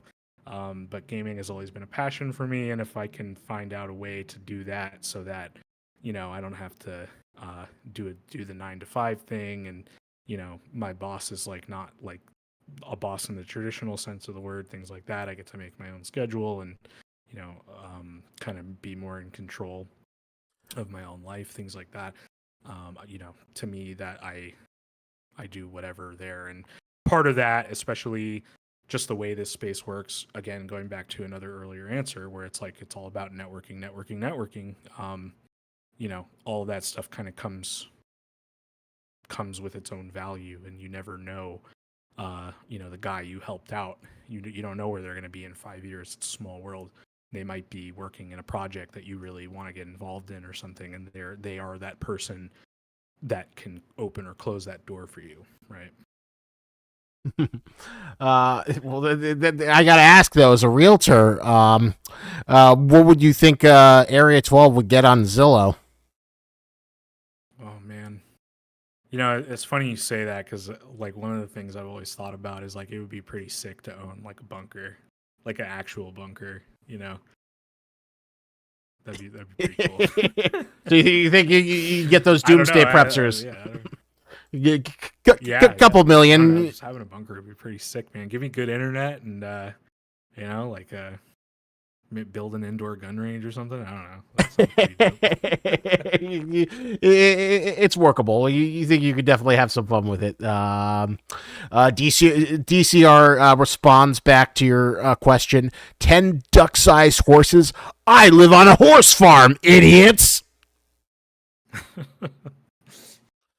So I think that make sure you film it so we can watch you. Yeah. One thing I'm kind of curious to get your opinion on, considering how deep you are in the Tat Sim world, is Valorant count as a tactical simulator, or is it too much in the Overwatch hero? Because it wasn't that the whole. Funny, again, it depends on how you define it. You know, it's like one of my favorite examples is like looking at a game like Counter-Strike, for instance, which I know like a lot of people will say is not, but you know, I don't know. I could see someone making that argument, and I would say that I would say that they're not wrong. You know, I think it's, you know, there's teamwork. You have to understand how to, you know, treat angles on maps, and understanding the difference between hard cover and concealment, and you know, strategically placing things like smoke grenades, or making plays with other teammates where you're covering certain angles. Like you know, it's interesting because like it's so funny. Like I talk to so many people who are just like, milsim, like, all these like real world tactics, blah blah blah, and they don't want anything to do with it. And then you like watch them play a game that they consider like or that has teamwork in it, and it's like you don't even realize that you just literally did like the textbook like thing that you should have done there in like the real world, and that like there's a reason it worked, but it's about perspective, I suppose, right? So yeah, I mean, I don't know. Valorant is I guess you could consider it. You could consider it tactical. I don't know if I would consider it a tactical shooter, right? I always thought Counter Strike One was of a the things tactical we shooter. talked about. Yeah, I mean, again, I mean, it's definitely closer to one than Valorant, right? But at the same time, they share a lot of similar concepts, right? So yeah, I mean, I don't know. I don't think I would consider either of them like the proper definition of like tactical shooter in that sense. But again, I wouldn't argue with somebody who tries to make that argument in a certain way. Yeah. It is always, yeah. I remember we were talking, having a little discussion on Discord, and we were discussing about not Valorant, Exo Defiant, and if that counted as something. X Defiant, right. But it's always interesting in terms of how much simulation and how you find that wave. So we have been going for a very healthy hour and a half. How are you feeling, Goomes? How much more? Chilling. So I'm good with whatever, man. Yeah, I can keep answering questions, or I'm good with whatever. I'm not doing anything. So. All right. No, I always like to check in, to see if there's anything pressing. So we can go on for a little bit longer. Yeah, if you have any other questions, I do see the Discord chat is spamming memes, but if you guys have any pressing things that you would like to ask Gooms about the space, about community management in general, or the state of gaming, because first of all, thank you all for being here tonight and supporting Affray. We had some very tragic news that Bungie lost a bunch of developers. Game Informer is closing down. So it means it's very important to have your support on smaller projects like SCP 5K built by dedicated players.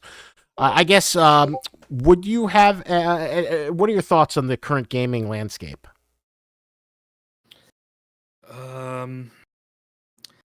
It's an interesting time, right? Because on one hand, I mean, I grew up not even at the beginning of gaming. Obviously, I'm not that old, but like, just before the internet was as prominent with gaming and stuff like that, and the industry just kind of fundamentally worked different. You didn't really have like, right now anyone can obviously like download Unreal Engine for free, and they can go make a game, and they can upload it to Steam and start making money without any real like barrier to entry other than the knowledge and the time commitment and things like that. Obviously, it's a lot more involved in that, but even with simple projects, things like that, it's achievable to many people. The barrier of entry has been lowered. Whereas back in the day, you kind of had to know somebody, and you had to license an engine, and it would cost, you're raising rounds of money just to like get into creating the very like first bare bone portions of a concept of a project, things like that. But what's interesting is like, I don't know, I feel like there's a lot of like there's a lot of like resentment and negative feelings about the game industry that people want something more. I think a lot of people have a hard time putting words behind what they want as well. But what's interesting is like it's bigger than ever. That's like the other thing as well, is like the industry has grown into such a behemoth of a space, and there's really big money in a lot of these projects, and there's so many new projects coming out all the time. And obviously the industry expands and contracts throughout the years, as any business or industry does. But it is largely growing, and yeah, I don't know. It's really interesting. I think the landscape between like AAA and indie is also really interesting. I think they both come with their own set of unique pros and cons, though. So this is like oftentimes something I'll like to discuss with people is like obviously in the AAA space, they can make the full game, and there's a certain level of polish that you can kind of come to expect from those. You don't really usually like the soul characteristics of it. There's kind of like, lots of microtransactions or their live service, and you kind of feel like you're not really invested in it the way you would be when you played games, a couple decades ago. And then you have indie games where a lot of people go for things like that. But the flip side of that is that a lot of these indie studios, a lot of the times it's like, a ragtag group of modders, or like, just some kids that are really talented or whatever. And like I think they completely underestimate the requirements of the business side of things and developing a production pipeline and making the game that they envision exist, but not only exist, but like work well and appeal to the markets that they need it to appeal to, and actually be deliverable to like a wide group of people. um and you just see so much like mismanagement, just I'm not going to list any games here, but games that have like ran like Kickstarters and Indiegogos, for instance, and raised millions of dollars, and they have almost nothing to show for it, right? And then on the conversely, there's like studios that have a lot to show, and they've done it for 500 grand or something like that, which is like a drop in the bucket compared to some of these studios, even in the indie space, right? And yeah, so there's a huge trade-off between the two, and it's kind of like pick your poison, I guess. And I think you tend to see a lot of people. There's some cross-pollination, of course, but you do tend to see a lot of people kind of like gravitate to AAA or gravitate to the indie space. And I'm sure everyone here knows people online who they like only play indie games. Like 90% of the games they play are indie games. And there's the other flip side where like 90% of the games they play is like Call of Duty and Battlefield and Valorant, and all of these like major blockbuster franchises and titles that are made by multi-billion-dollar studios and publishers and things like that, right? So yeah, I don't know. Like I said, it's kind of like pick your poison. It's not perfect. There's a lot of things to improve. I think that's why the indie space is particularly interesting to me. Personally, I really don't care about the AAA space. I have zero aspirations to do anything in AAA. If my choice was do nothing else in the indie space, and you can go get this job like EA, I would probably just change industries. I've worked in other industries before. I don't really care. I don't really care that much to do that. I'd rather like be disruptive and like make some kind of difference or change. And that's why the indie space is really more appealing to me, because I think this is where we have an opportunity to do that. Well said. Indie forever. But it's nice for you to point out that AAA usually always, well, not always, but usually has a finished product and a little bit more discipline than, because not every indie game has a defined pipeline. So there are definitely pluses and minuses, but always love to hear your enthusiasm for the indie space. DCR asks, Social, have you gaslit us anytime during the stream? No, this has been a gaslit-free stream. If I was gaslighting you, I would be promising the moon and every SCP and high-fidelity HDR graphics that would take up 1 terabyte of your hard drive to play this game. And you know what? If I was gaslighting you, I'd say this game is like Starfield, where it's not a shooter anymore. It's a world simulator, and we're going to need $5 billion to make it happen. So get your pockets. We are honest people. Khaled Stuff asks, what is your favorite weapon, Goomes? That's a good question.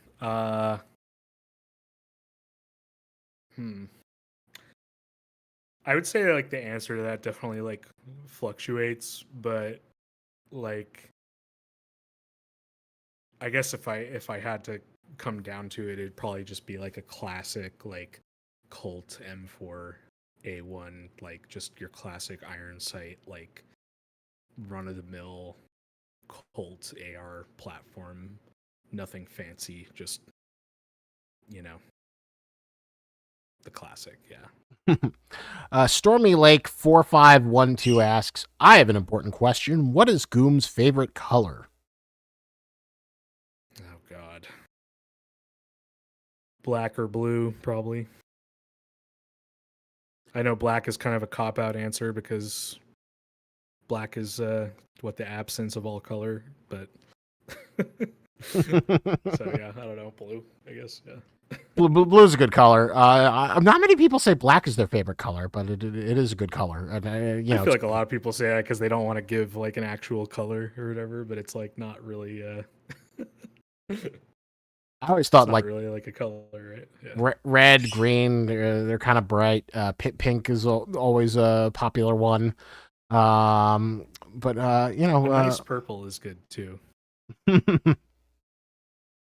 And then we had another pressing question that was Forklifts asks, favorite food? Oh man. I mean, okay, I have a similar answer to the color one. I'll give like the easy cop out answer that everyone probably gives, which is steak. You know, come on, who doesn't like a great steak? I would say if I had to give another one though, but you know, it's obviously something I wouldn't choose for every single meal. I don't know if you know what affogato is. Ooh, what's affogato? Espresso poured over vanilla ice cream, or gelato technically is Ooh. supposed to be poured over, but that's the best, man. Like anyone, if you ever go to like an Italian restaurant, ask them for affogato. You'll thank me later. That does sound really, really good. I think I've seen like TikToks of it where they just make it and then you watch the gelato melt and it's heavenly. I don't think I've had it. And if you are gonna ask for it, tell them to bring it to you not poured, and pour it yourself, because they will pour it and let it sit. Yeah. And that's how you get it fresh, and you absolutely need it fresh. That does make sense. There's no other way. Yeah, you got to pour it and eat it right there. Yeah. My favorite food is lobster. I love eating those sea crustaceans. That's a good answer too. Oh man, they're just so tasty and sweet. That is also your profile picture. Yeah, so I probably could have guessed that. Yeah. It was very subtle, very hard to get. You said you go to Maine, so I'm gonna also say that also makes a lot of sense now. Yeah. Lobsters are very, very tasty. Yeah, I know you wouldn't believe it. In fact, this year for my birthday, I made a pilgrimage to this place called the what was it called? The Nordic, and it's like this on the East Coast. It's like one of the very few lobster buffets, so you can have all the lobster you want. I killed like 5 or 6 lobsters. It's $135, but you can have all the crabs, lobsters. They also have steaks. Highly recommended if you have money to burn and you're in the Rhode Island area. Isn't it interesting that lobster is a delicacy, but once upon a time it was not? I know they used to feed it to prisoners. I love that story. I wish, I could go to Maine and become a criminal and then just eat lobster all the time. And outside of the decrepit environment, I'd live like a king and just think, you fools are giving me. You have no idea what they're paying for this. All right, so shifting this more towards gaming focus, Lav0356 asks, what are some of the most rewarding aspects of managing a gaming community? Oh, God, it's stressful managing gaming communities. Come on, it can't be more stressful than. No, I maybe I'm like a sadist or a masochist or something, because like there's definitely like a lot of like you get pretty like black pilled pretty fast on like a lot of gaming stuff, as Lav knows. Lav is in this video somewhere that I'm playing right now. I know Lav. He's one of my Arma friends, but yeah, like, and he's seen me go on my my TED talks about the gaming industry, and I have some pretty brutalistic views about a lot of things. So I don't know. There's definitely like a lot of negative things in the space, in my opinion. But I think that the best part about it is just working on games. Like I think at the end of the day, like things can be good or they can be bad. But gaming is gaming, and I think there's always going to be like a place for it, and there is definitely a positive aspect of it. Communities being one of them. I mean, there's obviously like a lot of games where, um, you play by yourself or whatever, and being able to have communities is really interesting. Here's one thing I'll say. Um, Gaming communities, especially like I mean I don't know, my major experience obviously would be like in a lot of like these Arma communities and stuff. Like a lot of those have been, I've seen people like get really genuinely good life advice out of them, and actually like go and get jobs and things like that. Oh, Obviously, like really? Oh, that's so myself, this sweet. is like how I've yeah, well, I mean I don't know, maybe it's also like somewhat unique to the space I'm in, because like in the Milsim space, and particularly in a lot of the groups I play in, usually more than half the group is like active or veteran military, and there's also a lot of people who like want to join the military, and there's lots of advice that's given there, but also there's a lot of concepts that obviously come from that community in terms of like work ethic and how you approach certain things in life. And I think there's a lot of really valuable things that I've seen, that people kind of pick up being in these groups. And like a lot of these guys, like all these guys in this video, I've been playing with some of these guys for years, and they're like, we have each other's back, right? And there's definitely like a sense of camaraderie and brotherhood there.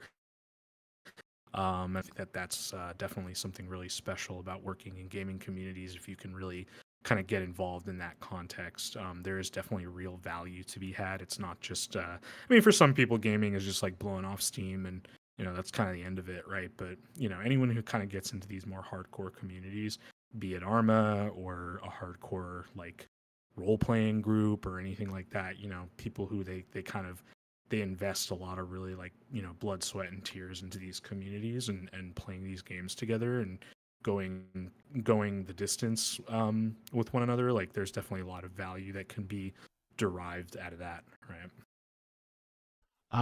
That is a charming thing. I wish there was like a Two Steps from Hell montage over that. Have you ever heard of Two Steps from Hell? No. They're like a group that does like a lot of trailer music. I don't know if they still exist, but they did like pretty much in like the mid or late 2010s. Every trailer had a Two Steps from Hell music. It was always very like inspirational. Dun dun dun dun dun dun dun dun dun dun dun dun dun dun dun. Yeah, right. Da, da, da, da, da, da, I do probably a horrible rendition. But that was a very tear-filling answer for the rewarding aspects of the gaming world. Now, if only Reggie Fils-Aimé could pop out and say, "My body is ready." In his iconic thing about the values of it. DCR asks, what game weapon would you bring into a real life to fight a war? I would probably go back to any kind of just M4 style rifle with some kind of 4x optic. Doesn't have to be too fancy, just 5.56 4x optic, long enough barrel to kind of like a recce rifle maybe kind of setup thing, if I had to pick. I mean, it depends on the war, I guess, but yeah. You wouldn't want the BFG from Doom, or that like alien gun that had unlimited ammo that like shot out beetles in Half-Life? Shut up. Oh, wait, what? Wasn't in Half-Life there was like the one that shoots bees? Yeah, there was like I think it shoots bees. Yeah. It was like an alien gun that shot out bees. No, I don't want the alien creature. I put my hand up its ass and it shoots bees out its mouth. No, I can't say I would take that. But it reloads weapons. All right. So you're just keeping it regular. You don't want a special. I mean, you could have the hammer from Donkey Kong. Yeah, what's the war? That's the question. What's the war? Yeah, because I think the answer would definitely change depending on the war, right? So let's see. There was a question. When is the next devlog coming? Very soon. I know that they're working on it. There will be a devlog and a dev blog that I will be writing. But there's going to be video assets coming out as well. Yeah. There's a whole. There's a whole big plan for it, stuff we're pushing. Obviously, since we're talking about 015, it is soon. But like I said, I'm a part of the Suicide Squad. When I joined up, Bowman put in an explosive headset on me, which will explode if I divulge information that I am not privy to release. So, I can hear the beeping now. All I could say is sooner than you think. So be excited. Always follow every single Affray. Never stop looking in the Affray Discord. Always have it in your RSS feeds or whatever you have so you can get the latest update. I can't give you an exact thing, but just know that it is one step closer. This month, I'll say that. There's a very good chance that it'll probably be this month. So look forward to that. For at least the devlog, I will not say anything else.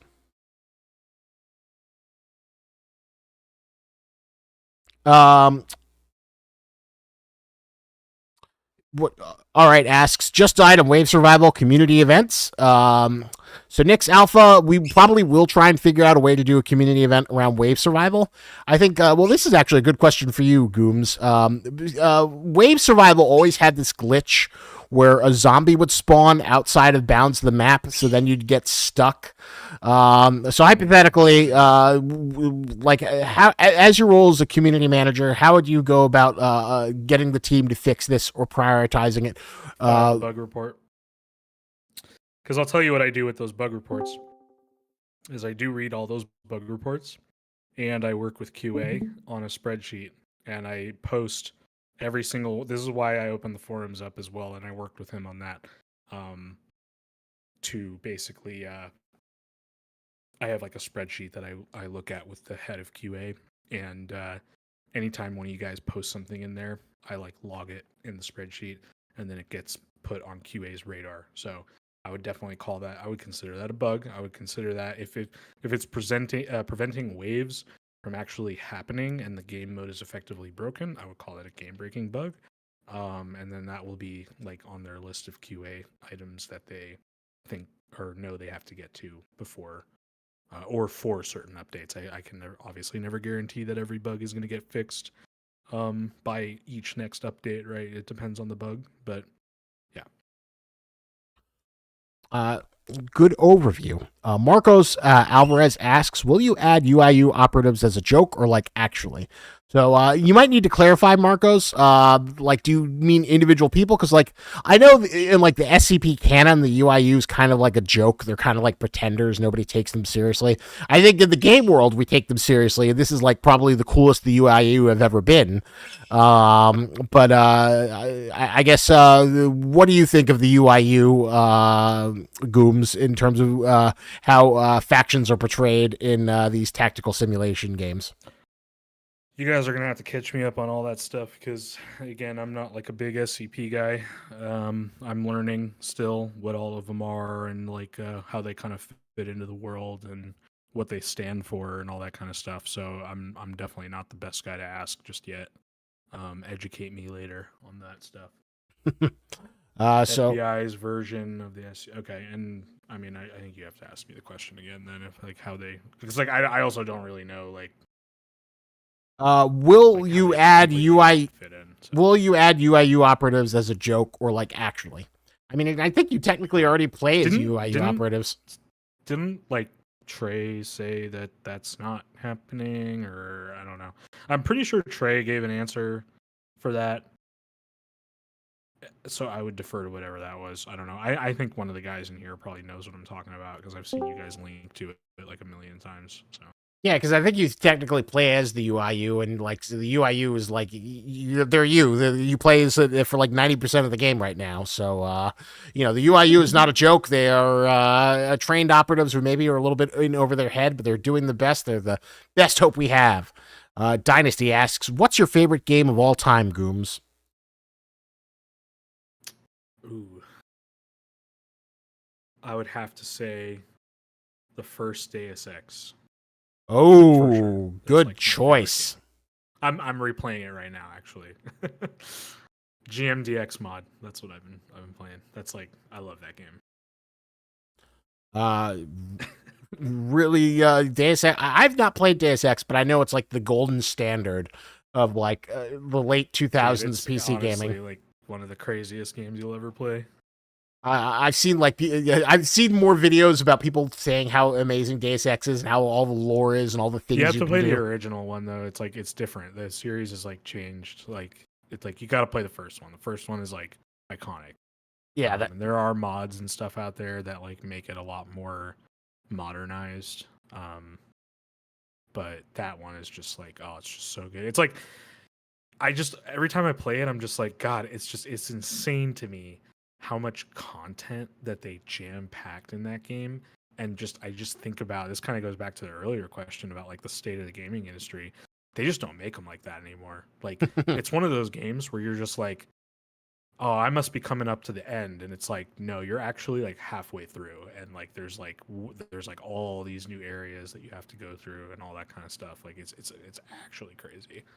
I do love that when I think a game's over and I'm surprised and there's more content. And they're like, "Oh my god, more juices! Yay!" It happens very rarely nowadays, but I am happy when I find it as a wonderful, happy accident. Lab036 asks, "How closely do you work with game developers to ensure that your tactical gameplay mechanics align with community expectations?" I mean, all I can ever really do in that regard is give my opinion.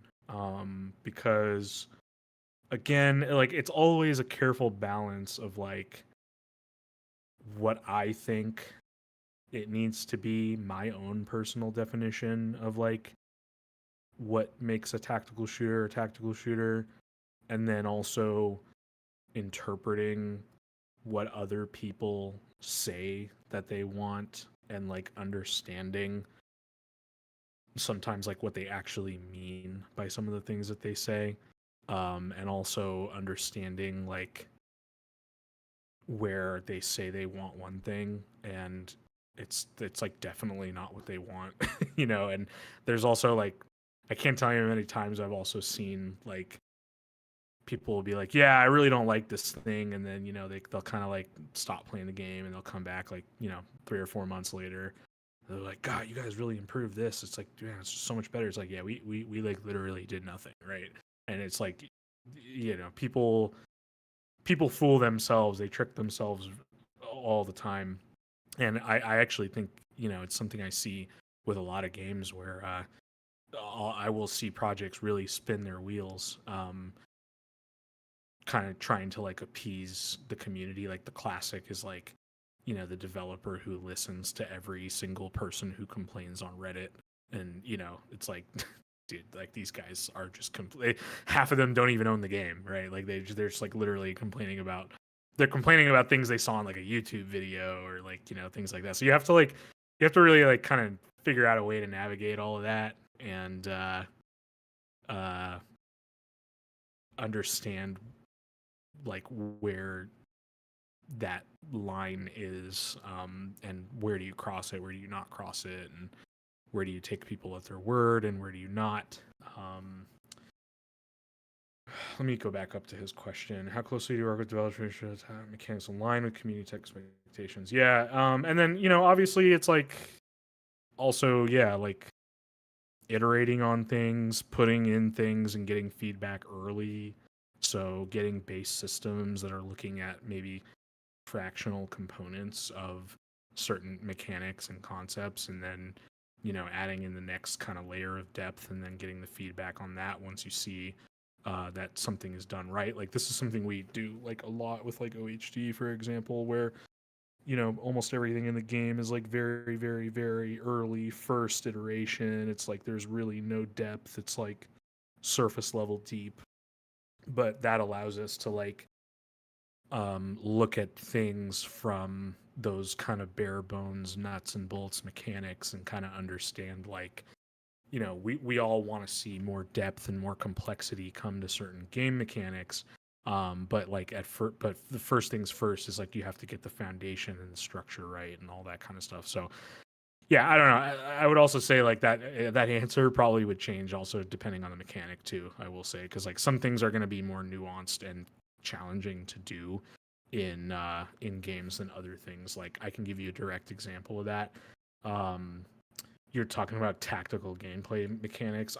I can only assume that you would probably include like AI in that. For example, I could tell you AI is like a whole other can of worms, and it does not work the same way that other things in games work. And you can't just like you can make a basic system. You're gonna have to make a basic system. It's gonna suck. It always does. And even the most complicated ones are some of the biggest ticket items in any studio. It's extremely expensive, takes a really long time to do, and it's really hard to get right. And it also changes as you develop the rest of the game. So, yeah. It is always a difficult balancing match. Of finding the AI and gameplay and getting everything to work in symphony. Nix Alpha asks, will updates be more common as the game gets closer to full release? That's an interesting question because I don't know if they'll be like more common. There is a roadmap, and there will be more updates. But it's not like as it gets to the 1.0 release, they're just going to be jam packed. They're still going to be spaced up. But I guess, do you have any thoughts on that in Gooms in terms of? I would say I don't want to affirmatively say yes, but I would say you can probably reasonably expect it, yes, because of the way that the workflow and pipelines are being like really solidified right now and kind of like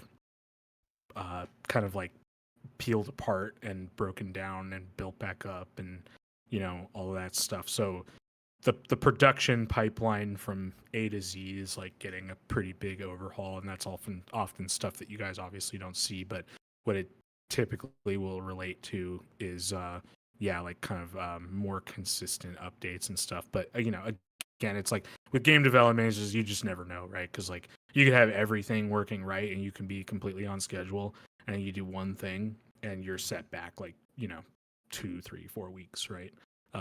It's just the nature of the beast. So I would say like that's the goal, and that's what a lot of the work that's happening right now is like meant to hopefully achieve. But no guarantees, right? Because it's just not how game dev goes. DCR asks, question for social. Why release a roadmap if 90% of it is redacted? One, because it's really cool and it fits with the SCP theme to have you teasing and speculating. And two, it's better to give you an idea of like what the rollout is for content, while also giving the team flexibility to surprise you for things that you may not know about just yet. It's also work. Yeah, it's work in progress. Like not everything is going to be like completely set in stone. Like it's kind of relates to the last question, honestly, where it's like you might run into something that you really wanted to do, and you realize that it was like a much larger technical feat than you imagined it would be due to a wide variety of reasons, and it just becomes something that you maybe can't do anymore. So it's tough. It's always a constant balancing act of like uh getting people excited over things, but also kind of like understanding how to manage expectations and all that kind of stuff, right? Because again, it's like the nature of the beast. Sometimes there's just things that's like, man, there's no way we're gonna get that done, or something like that, right? So we do need to have some measure of flexibility afforded to us. Yeah. So it's better to at least give you an idea, and a good way to hold us accountable. But it always needs to be flexibility. It's like jazz game development. You never know when the best inspiration that you don't know you needed might come in. But at the same time, we also want to hold ourselves accountable to you guys on delivering things and a timeline of when you can expect to have things delivered. Although Lav036 asks, have you ever dealt with a major technical issue that affected the community? If so, how did you communicate and resolve it? Can you give me an example of what you mean by major technical issue? Because like that, I mean, that could mean a lot of things. So I think I have an addition to that question. This may differ due to the different studios that you have worked in, but in your experience, that's a separate question. All right, that's completely separate. I did read that one too. Yeah. Major technical issue. Yeah. I'm trying to think. I guess maybe like one of the games you worked on, was there like a bug or something? Yeah, but I'm just thinking like, if there's like ever an issue like that, like the most that usually happens is like maybe an update gets pushed back, or I don't know, maybe I just haven't really server outages, critical bugs. I mean, server outages, no, I can't say that I've ever really dealt with that, because I think I will say, like, I feel like most of the things I've kind of dabbled in usually have like dedicated servers and things like that. So it's different if you're like a live service game where, like, if you're like Rainbow Six Siege, right? And like all your master servers go out, or like Tarkov, and like, okay, cheating, yeah, for sure. I mean, that's like a big one, and that's obviously like a pretty hot button topic in multiplayer gaming communities. I have a lot of opinions on cheating. I have a lot of opinions for how to combat cheating as well. I think there's a lot of really bad information about how cheating works, and like how you actually solve a lot of these things. So I think that's a larger issue in the multiplayer gaming space at large. And I think it's actually a really fascinating topic, because I almost feel like it starts to brush up on like real world like concepts about like government and like police and like law enforcement and things like that. It's really interesting, because like you look at, I'll give you two completely inverse examples, right? If you are playing, obviously, like Escape from Tarkov has like a huge cheater issue. It always has. I've never not known that game to have a massive cheater issue, and there's just, it's obvious at this point that there's kind of like really not a whole lot you can do to solve that, because like it's the constant like whack-a-mole loop where you squash a bunch of cheaters, and then they figure out how to bypass your anti-cheat and your update on the next update. A lot of the guys who are into cheating are good enough to like also write the anti-cheats. Like, you have to understand that a lot of the guys who are actually creating cheats, they could go work for some of these companies, right? That's like how talented. And I'm not talking about like script kiddies. I'm talking about the people who write those cheats, right? And who figure these things out. If you really want to learn more, I strongly encourage people to look up. Valve did a developer conference, and Easy Anti-Cheat did it was like a 1 or 2 hour long talk on how cheating works and the cheating economy. and how some of these cheat development studios work. And yes, there are cheat development studios, and some of them, some of them are registered businesses that pay taxes. I'll put it to you that way, right? Like there is a business in making cheats and ensuring that cheating is going on in a lot of these games, and there's a lot of money that's being made by some people doing these things. And a lot of people will say, "Oh, like, what about any cheat? What about, are you gonna put in battle eye? Are you gonna put in easy?" It's like, dude, like all of these things are like they don't really like remove the fact that you still need like active moderation, and you need people there to like be watching these things, and the problem compounds on itself as you have games like Escape from Tarkov, for instance, where if you're going to play Tarkov, you're going to be playing on their servers and you have no other choice, right? So it's harder because they have to take care of it in a certain way. Whereas if you have a game that has all dedicated servers, where every single server is community ran, it's all on different pieces of hardware, they have their own sets of admin teams and kind of tolerances and thresholds for like how they're able to handle issues and all that kind of stuff. Like it's completely night and day, right? Where it's all about like centralizing or decentralizing, and the same thing goes for anti cheats as well. If you have like easy anti cheat or battle eye or ricochet or like any of these like anti cheat programs, you're creating like singular points of failure that these cheat developers, all they need to figure out is how to like bypass those and the updates that they make to those, and they get around them.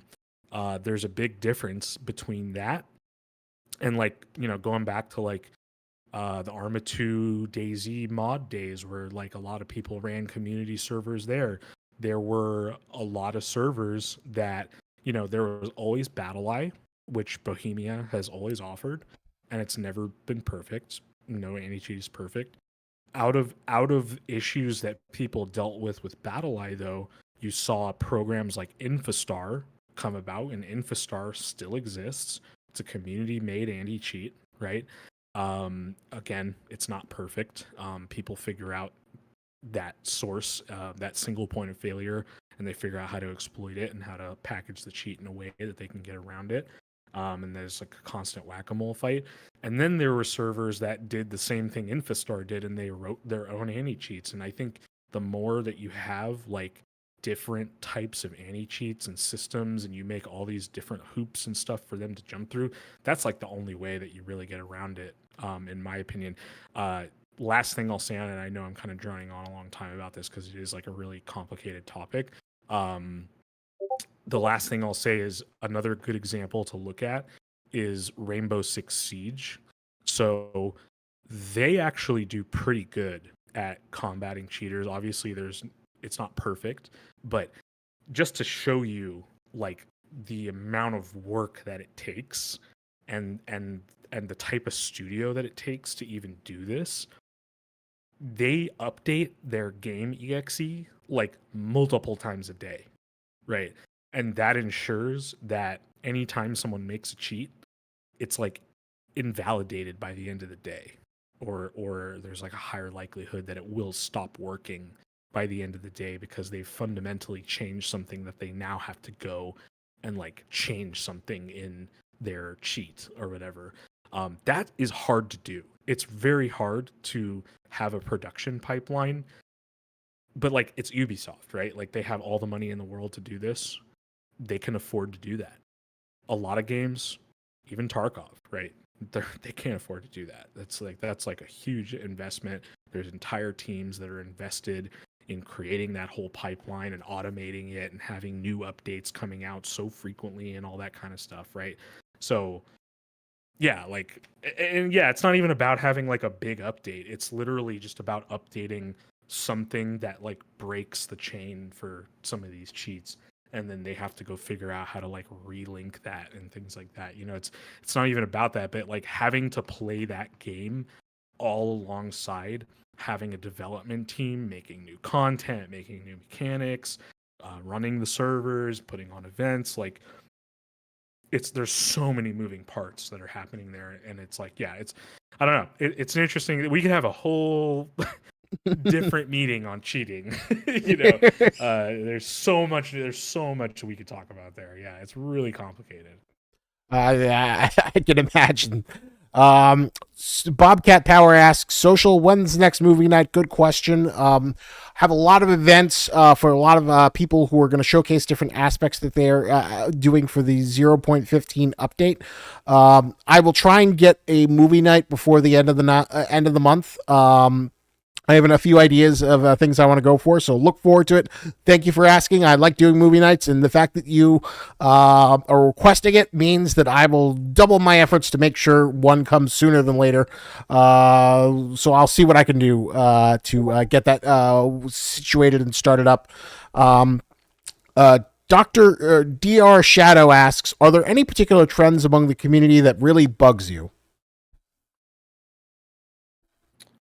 Trends among the community. I mean, can you give me an example of that? I can wait for you to type it, but I think an example. I mean, I don't know. I mean, I guess I could probably think of one. I mean, it kind of goes back to like the the discussion. Actually, I do have a good answer for that. One thing I really can't stand, and it goes back to an earlier discussion about like how you leave feedback and things like that, and like there's like I can't tell you how many times I see it where they're like, the devs won't listen to criticism and blah, like we can't even leave honest feedback. And it's like, your honest feedback is like berating everyone on the team and saying the game is trash. And it's like, dude, like you literally, I'm pretty sure the terms of service on Discord say you have to be 13 years old to be on the platform. I'll put it that way, right? Where it's just like, Jesus Christ, man. Like, can we have any kind of more intelligent contribution to this conversation than that? Stuff like that drives me absolutely nuts. I see it everywhere. It's not just any one game. It's just everywhere, where you see people leave feedback. You can go to any review page on Steam. There's tons of stuff like that. Go read Steam forum discussions. Part of it is just trolling. Other times it's just people, I don't know if it's just laziness or they simply lack the vocabulary to say anything more substantial than that. I have no idea. I'm sure it's all of the above, but I think yeah, people that just kind of like the world revolves around them. They think we know that they think we can read their mind, and that's like the type of feedback they leave, where they're like, yeah, this feels jank. And it's like, okay, what feels jank? Can you like elaborate on that, please? Like, can you like explain to me anything at all? Just try. Right? So yeah, things like that. Like, a lot of negativity. People who think constructive criticism means that you could just insult the ever living crap out of everybody in front of you, and that it does, there's no repercussion to that. Yeah, like that stuff drives me nuts, and I feel like that is a trend, and it's like becoming like more and more prominent with a lot of internet culture in general, but also definitely in the gaming community. Yeah. Well said. Bobcat Power asks, social, I have a question for the events. Can we devs get VTuber model for the streams? I mean, I have a camera. I could turn it on. I do occasionally do it when we're doing like more formal things. I think people like it just being having it turned off. I mean, I could show you Captain Crunch, but we're not here to show Captain Crunch. We're here to talk games. If you demand it enough, maybe VTuber would be funny. I don't think so. To be serious, I feel like that would be a waste of resources as much as it would be funny to have SCP Chan. Some of those models are expensive, man. The people who make VTuber models make a lot of money. Like, some people make like crazy money on making those models. I mean, the cynical part of me would be like, yeah, I would love to have an anime girl that we could just have infinite money, and maybe then we could like fund the SCPs, all the SCPs of your dreams with it. You mean you're telling me you wouldn't want to be a giant lobster? I find that hard to believe. All right. All right, I will say you are tempting me, but I do feel like there's a certain age gap, and that like once you're over like 32 or even 30, it becomes cringe. I'm an animated girl. It's like Logan's Run, where you've got like a gem embedded in you, and I just feel like you would cringe on my behalf, or I would just not have any self-respect for myself or something like that. I mean, unless it made me money and made the company money, then it would be a no option. But it's a very expensive investment to get a good model of those working. So the chances of that are very low. As much as I would have a Bananazilla model, but your interest does intrigue me. People say VTubers are hella cringe. My Little Pony movie night. We will see if we could have that one around Josie. Keep on asking for it.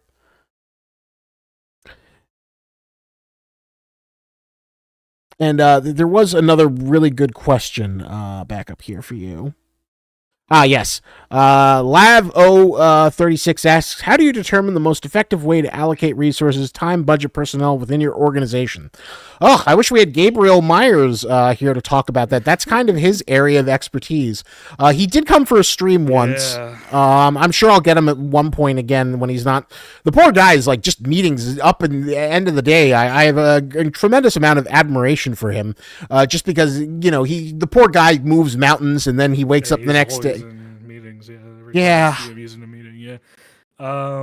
Yeah. I mean, it's different for every project, of course, and I think it depends on the game you're making. It depends on the things that you're prioritizing. But it also obviously becomes a harder question when you have like limited resources, and this is like another thing where I feel like a lot of just your average gamer just doesn't really get to see behind the scenes on this a lot of times, where you'll get a lot of questions like, well, why didn't you do this, or like, oh, this is so easy to do, and you should have just done this, it seems so obvious, and blah blah. And it's like, well, if you're in those meetings, like sometimes you hit a point in production where you're like, we have to pick one or the other, and it just there's maybe we can come back to it later on and we can improve it, or do it differently, or do a total overhaul on something, but sometimes it's like you just are kind of forced to pick. Both options are like not great, and you just have to pick the one that makes the most sense. I'm trying to think of an example of that, where okay, I have an example actually. So when we were getting the first versions of like AI in an OHT, we had to. This is something I guarantee most people are not thinking about when it comes to AI. So our AI in that one, they use line of sight to determine whether or not they can see you and therefore shoot at you, and then they have all sorts of other behaviors that are tied to that line of sight. The line of sight has to do with when it's called a line trace, and it's literally a line that you cannot see that's being traced from their camera, or like where their head is essentially, somewhere on the controller of the model, and if that line meets with a type of collision, then it ends the line. It kills the line right there. And there's simple collision and complex collision. Simple collision is like a sphere, a pillar, a square, like a cube, things like that. Complex collision is like just any kind of amorphous object that you can think of, very, very specific mesh that has like a unique shape to it or something like that. And in a level, the level is filled with things with simple collision and complex collision. So there was a point where we wanted them to use we wanted them to be able to not see through certain things, like foliage, for instance. And foliage is unique because a lot of foliage is really just visual and you can still like move through it. So that simple and complex collision, it starts to become tricky. And what we'd find is like we would have to make trees, which is a large pillar with leaves at the top. And the pillar is easy because it's just a single pillar going up. But then the trees at the top become a little bit more complicated. The tree is a solid tree trunk, so it makes sense that it's going to stop bullets. The leaves at the top, though, obviously you would want the bullets to go through them, or you'd want to be able to go through. You want objects to be able to go through them. But it's all the same tree. So it's all the same collision, and it's either simple or it's complex collision. So we had a trade-off where we had to decide, do we want to allow the AI to shoot through the trees because they can see you through the trees now, because we can't get that collision to do what we want it to do in that instance? Or do we want to make it so they can't see you through the trees? Which means what that means, by the way, is that you're getting lasered through trees and you're getting shot through foliage, right? Which is very annoying. But the trade-off there is that they can't see through it, but when you shoot your gun, the leaves block all the bullets, right? So there's like trade-offs like that where it's like, oh, why the hell are, I can't shoot through these trees? Like, this is stupid. Blah blah. It's like, yeah, well, like, what are you gonna do? Like, do you want the AI to shoot you through the trees and you just get shot through the trees from things you can't see? Or do you, want to sometimes have your bullets blocked and maybe a grenade bounces off a leaf or something from a tree that you're trying to throw it at? So yeah, I don't know. That's a very like long, elaborate answer, I know, but like you can kind of see where like the nuance can come in, where you kind of have like lesser of two evils to choose from, and you just kind of have to go knowing full well that you're probably going to get people who don't really understand that, kind of saying, that's the AI sucks, or like something like that, right? It goes to show you how even trees can make very, very complicated decisions that affect. The people don't know, man. The people don't know. The tree, wild how some of these problems could be. Yeah, like the trees, man. It's like the Mark Wahlberg movie with M. Night Shyamalan, where the wind kills you. Only it's bullets, man. Bobcat Power asks, have you ever had to deal with any issues like the issue that Helldivers and Sony had to deal with?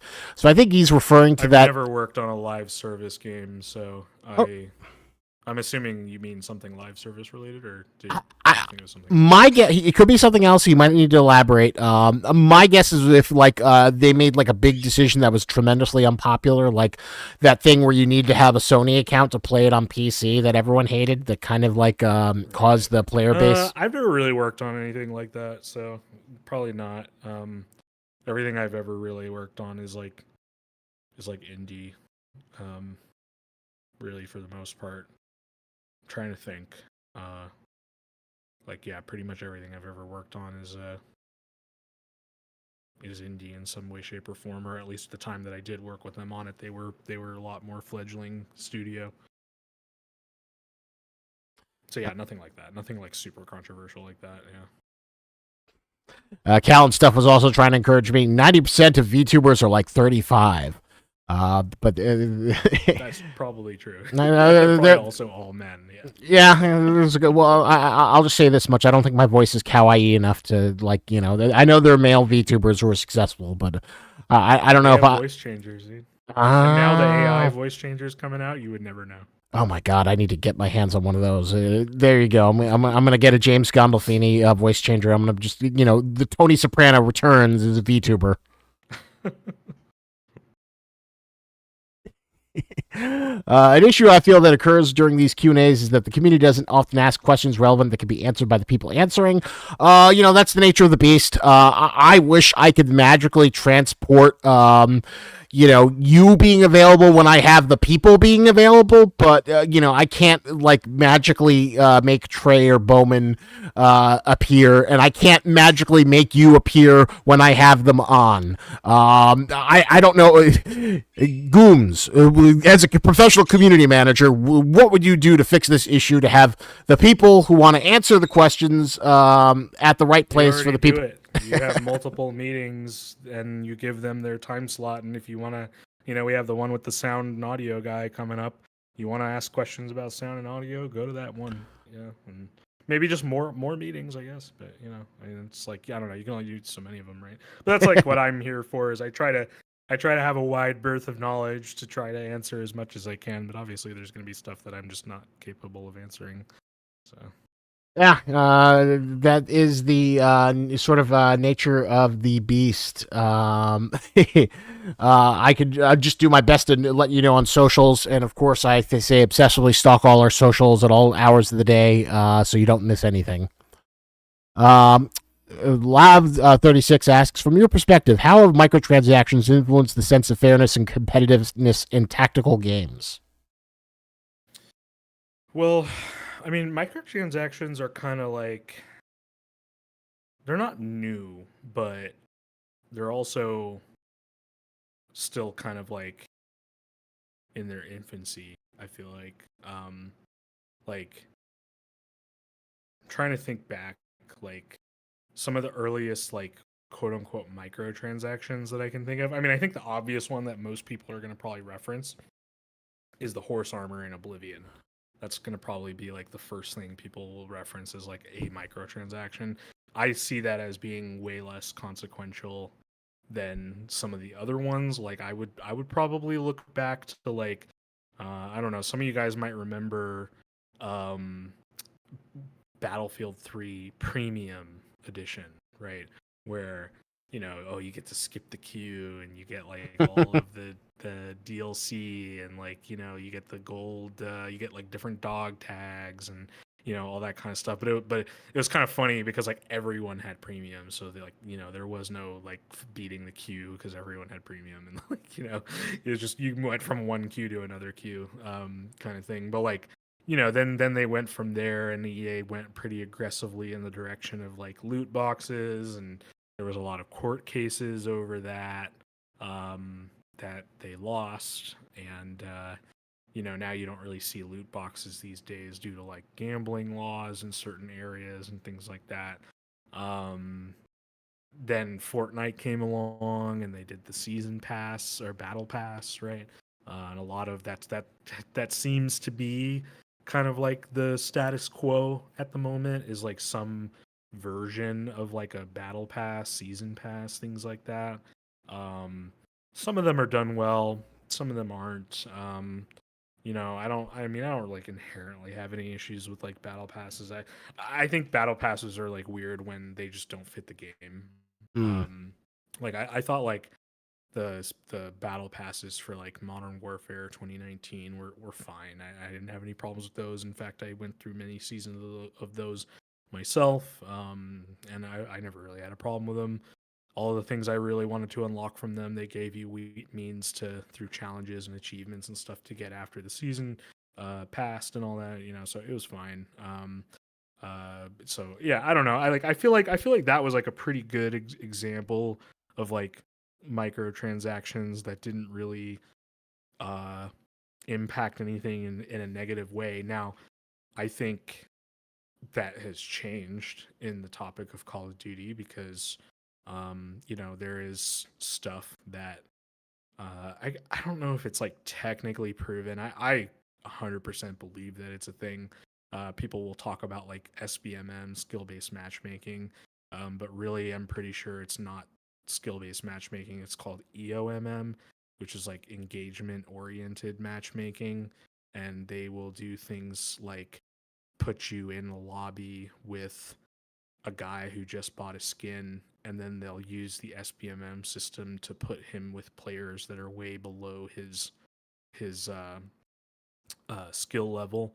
And so you'll just get stomped by the guy with the skin that he just bought, and it'll make you want to buy the skin, and like, things like that. So, I know there's like weird things like that are like alleged to be going on. I do believe that is a thing that's going on. I've read a good amount about it online. But yeah, I don't know. I just think it depends on how it's done. Like, I think there's a good way to do it. There's a bad way to do it. I think when push comes to shove, I think there are some recent examples of microtransaction or talk of microtransactions where you can kind of see the community saying pretty clearly, like, I am okay with this versus I'm not okay with this. The two examples I can think of is obviously the recent thing with Tarkov and the Unheard of edition, and the ways that they kind of appeared to be wanting to implement additional charges to Tarkov. And a lot of people were just like, guys, like, just sell us skins, right? Like, just give us skins, right? And it was like, it just seemed like the obvious answer to that. And I thought that was like an interesting uh event that kind of took place, where a community that is largely against microtransactions looked at the alternative, and they were like, just give us the skins. I think Squad is another example of that, because Squad recently had like the emote update, and they did do some skins, but they a lot of those guys as well were just like, guys, just like give us skins, like stop like the cringe emotes and like all that kind of stuff, right? And that was like kind of another one where people kind of showed their hand, I think, and they kind of showed like, oh, the alternative is worse. So I think we just want the skins. Just give us the skins. You know. Yeah, I There's would. bad examples of that too. Like Insurgency Sandstorm just had like the craziest, most cringe skins ever that they canceled. Like the Chinese New Year skin is the classic example. There, and it's just like, oh my god, guys, like you just completely missed the mark. What was the Chinese New Year skin like?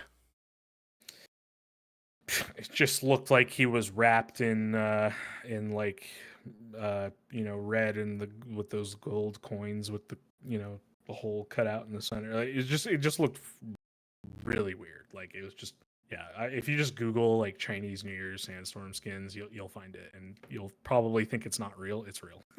It's a real thing. I absolutely have to see that skin. There was also a comment. Do the SCP-5K could it get a DLC where you add cat ears or something? There will be DLC. I highly doubt there'll be cat ears, but once we have Steam mod support, you can add in all the cat ears and SpongeBob that you want. What was I gonna say? I was gonna add another thing on. Oh, one more thing I'll add on the microtransaction topic. I also really hate it when like the argument is given that devs gotta eat, gotta add the microtransaction. Devs gotta eat. Like, dude, that money is like not going to the developers. Like, that's not how that works. It's the worst possible excuse to do stuff like that. Like I don't know. Like, if you need to continue to produce the game and like all that, like, just say that. Like, I think people would understand that. I think that's probably one of like the worst offenders of like the whole microtransaction thing, is just the dishonesty of like why they need to do it. Like, I think people just need to be told straight up, like, hey, we like, it costs a lot of money to keep these people on. There's nothing else for us to really give them. We're because at a certain point in development, it's like, you can only have like so many animations and so many 3D models. Like, there is a point where there's like not really anything left to give to a team. And so, you just kind of, all these projects wind up kind of like skeletonizing the crew, and they all move on to other projects, or they get laid off and they need to go find another project. And sometimes like having DLC and microtransactions is a way to like continue to give them work and keep people on. Just like, again, it's like, just say that, as opposed to like this weird like argument, like devs got to eat, and it's like, dude, that's like not. It's just not how it works. Like, well said. Transparency is the best thing, and that's why we do streams like this and events like this to try and give you guys a transparent look at what's going on in the fray. And hopefully you guys appreciate it. You do seem to.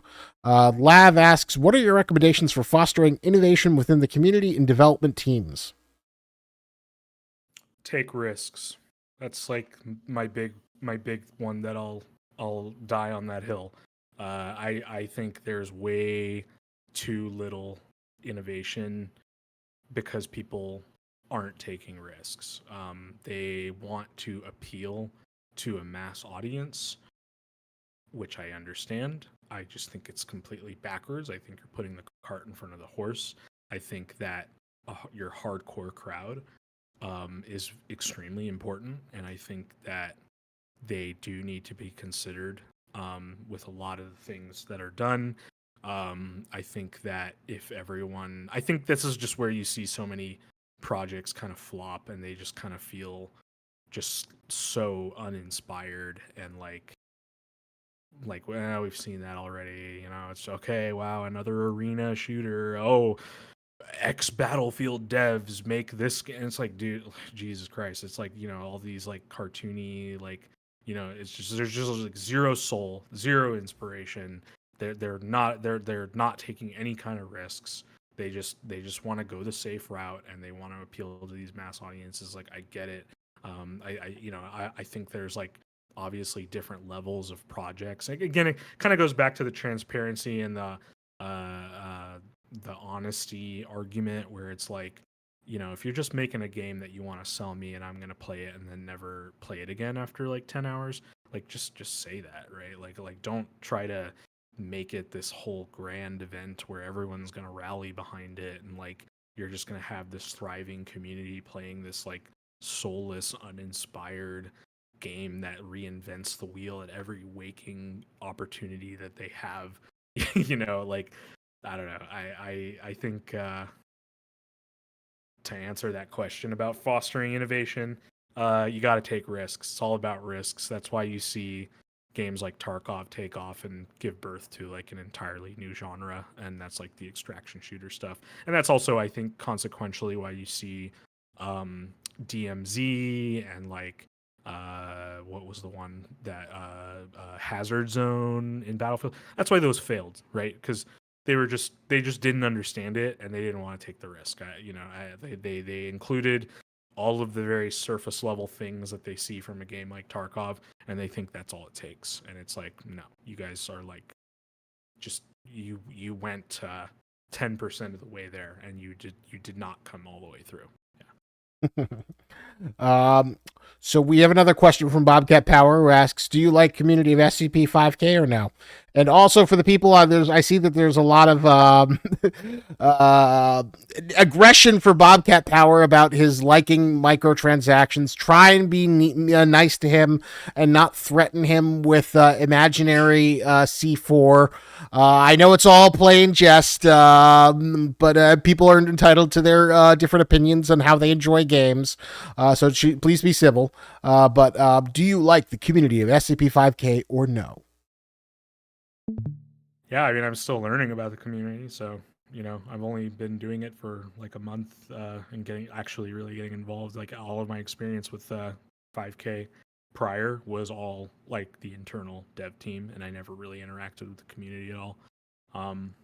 But I mean, yeah, I mean, that's just like why I'm here, right? Is I like the tactical shooter community. I think like the blending of tactical horror and all that kind of stuff.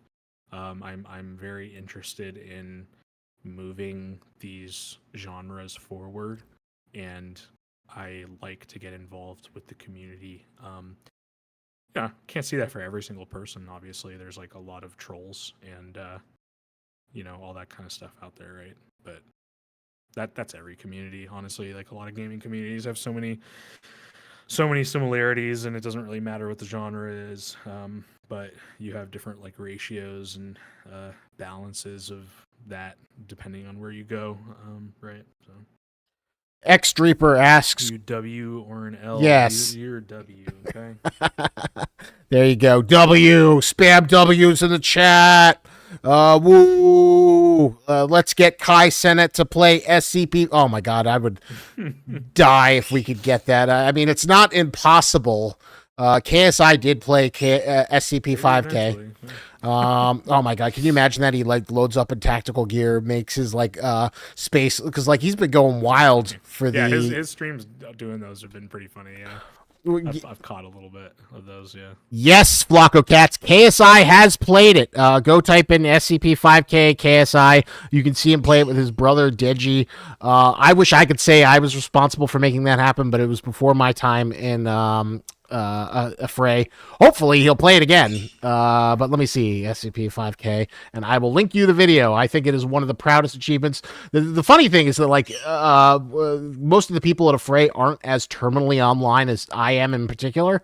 So I was like, dude, you know KSI played your game? And they're like, oh, who's that? And I'm like, he is like one of the A-tier influencers. You're not alone. More than a quarter of all sorry about that. But yeah, you can go enjoy that. I think it's something the team should be incredibly proud of. And hopefully we will have someone else on KSI's level playing SCP-5K. And yes, KSI is huge. I'd say, like, in the content creator sphere, if you're going to do it by tiers. He's definitely up there. He's definitely the 1% of the 1% of the 1% type of creator. When you're a creator who actually has, like, a physical product that you can go, that most people can go buy at a CVS, that Prime Energy drink, then you're, like, the 1% of the 1% of the 1%. You're doing pretty good.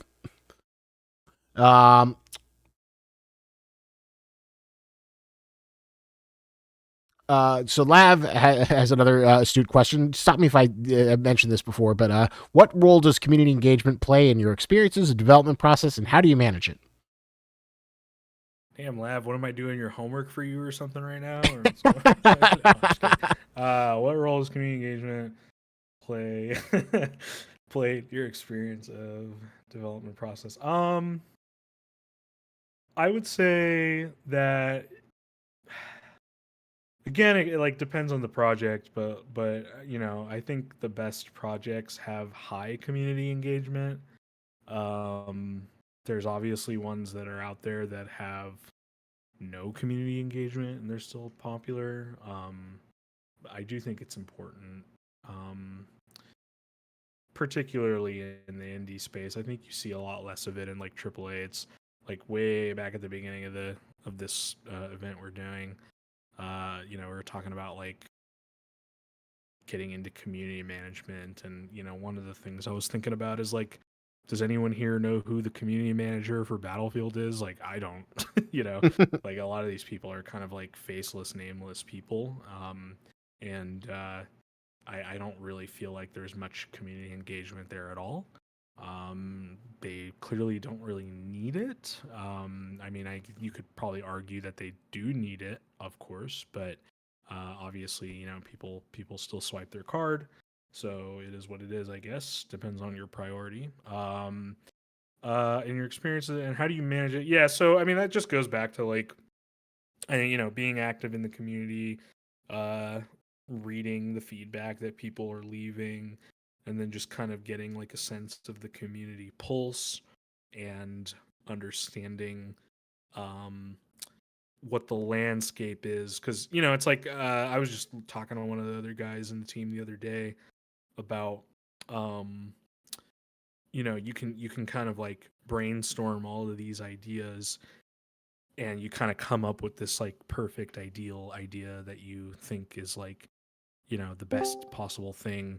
And then you need to drag it through the filter of production, and then you need to also drag it through the filter of like the community and the landscape around it and all that kind of stuff. And then, you know, eventually that idea might not quite look exactly like what you had originally thought was a good idea. So yeah, like, it's just about being receptive and open-minded and like reading a lot of stuff, I would say. And then when you're in the production process, kind of thinking about, you know, a lot of the people in the community are saying this or saying that, and I think we should change this and do this a different way or whatever. Yeah. DCR asks, when could we see another Bishop interview? That's a really good question. My guess is whenever the update is out, or after we put out the next big piece of content, whether it's a trailer or devlog, but it depends on his schedule. I mean, if I had my way, I'd have him like coming up every week, and I'd have him in that D-class suit. I love that D-class suit, but he's the game director, so his time is very precious. So yeah, and he's not my dancing monkey. I'm dancing for him. So his availability is like when something's big enough and when he's good for it. But I try not to impose upon him because he's got a game to direct, so I can't force him to come out too often unless there's like a big celebration. We've got like a big thing that we want to show off to you. So we'll see. We've got some stuff cooking up for the next update as promotional. So maybe when we launch one of them, I'll be able to get him. But it always depends on his availability. God, I wish. Have you seen the D-class suit by any chance, Goomes? Like that GIF you just posted, or no? No, well, all right. They might have it. I know that there's like footage of it.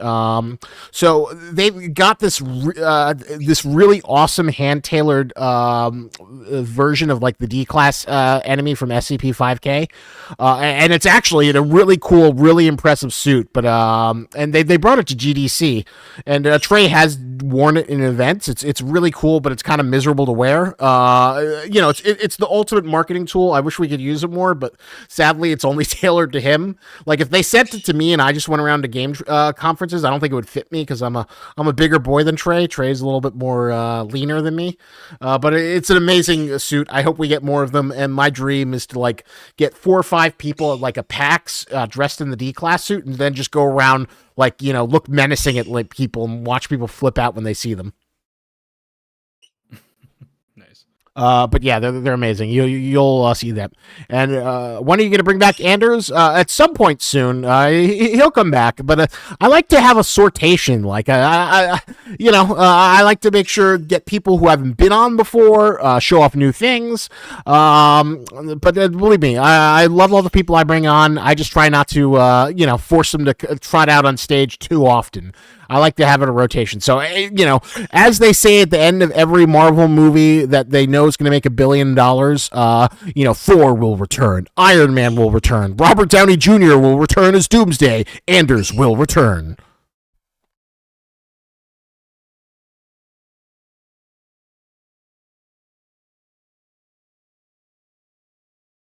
And Lav says, playing video games since I was 5 years old, entering the tactical gaming at 14. I'm really interested.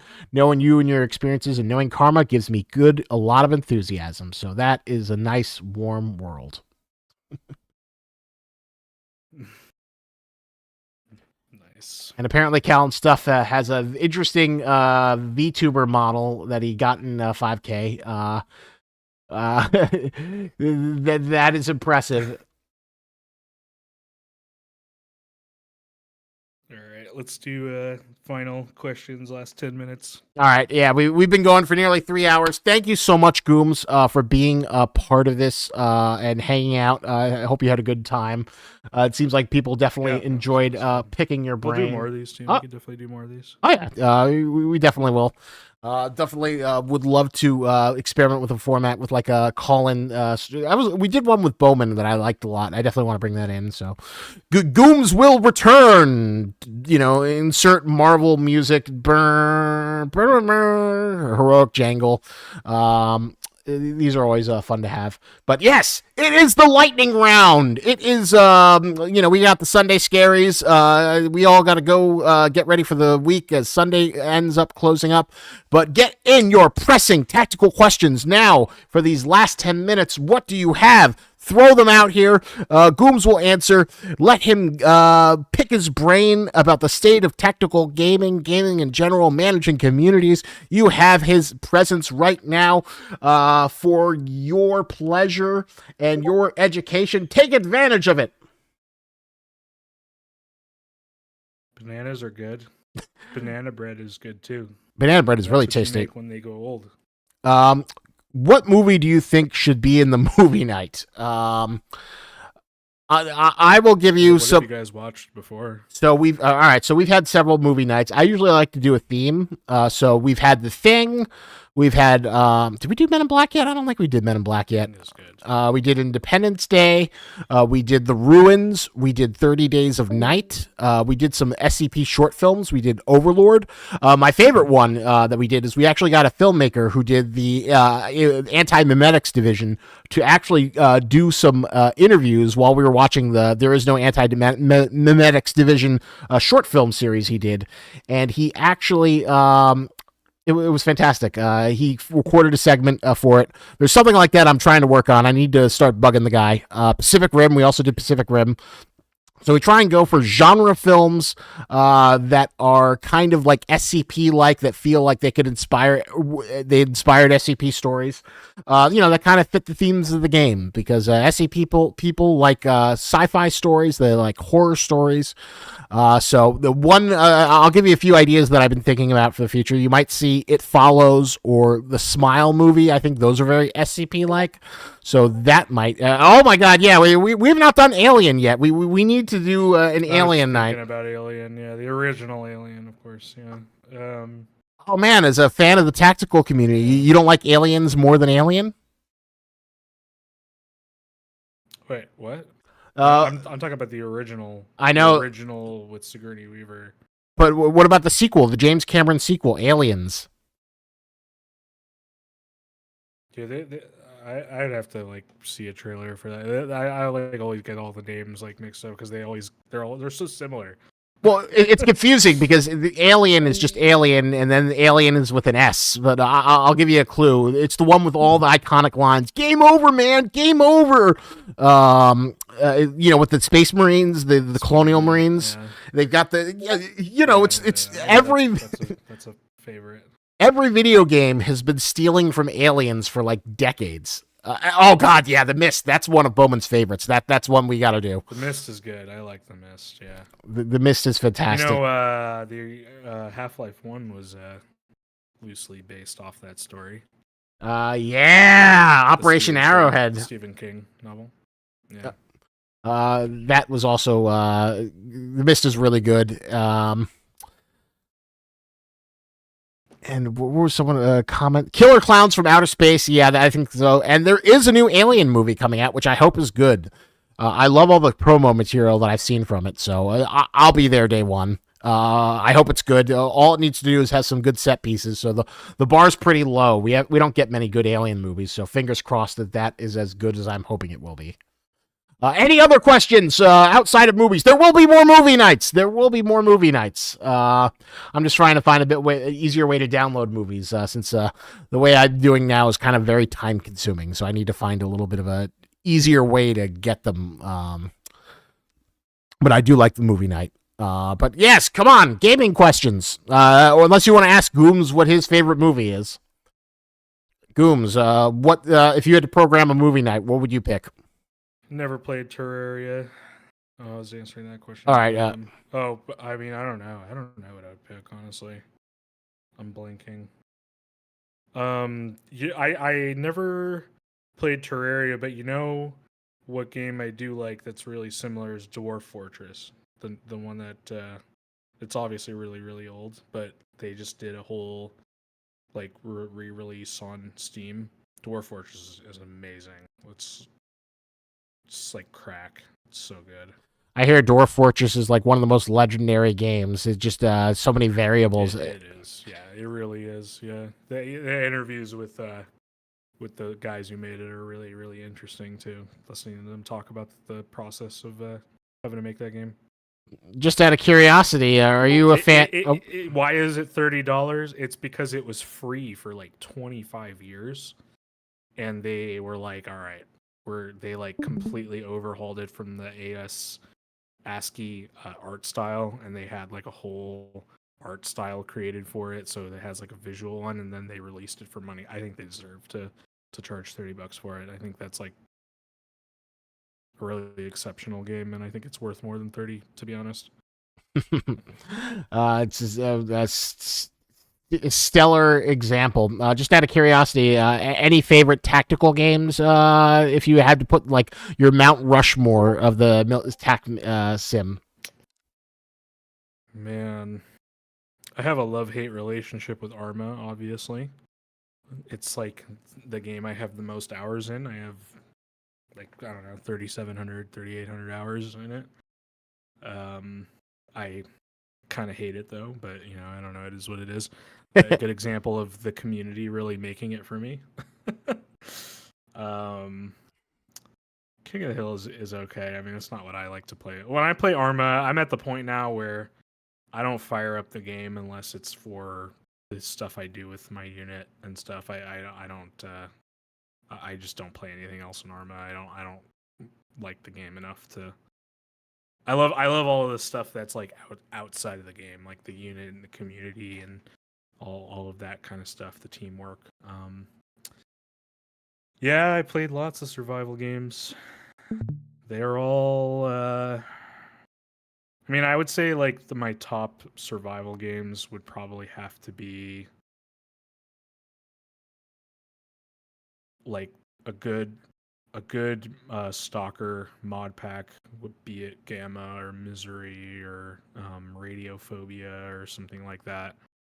Those are really good. I think the ultimate survival game, though, just from a raw mechanics standpoint, it's got to be Project Zomboid. That is an exceptional survival game. I hear it's like a really exceptional one. Zomboid is like it's very good. Yeah. Can we have a book reading? Basically, like. I'm sorry. Finish your thought. Go ahead. I was gonna say, can we have a book? Can we have a book reading night social? That's actually a really interesting idea. Reading SCP articles, and you're right. Having Piper would be fantastic. I'll see what I can do. I think that might be feasible. The only problem is Piper's got 3 kids, so his time is very valuable. But Piper reading SCP articles would be amazing. So we'll see if we could get that to happen in some version. I do really like that idea. But sorry, your thoughts on Project Zomboid? I was just gonna say, yeah, it's kind of like, I feel like it's just the ultimate survival like sandbox, in the sense that all the mechanics are just so well fleshed out. It obviously is not going to be everyone's cup of tea due to the perspective and the art style, but in terms of just the sheer depth of the mechanics and the survival elements that go into it, I can't think of anything that really beats it.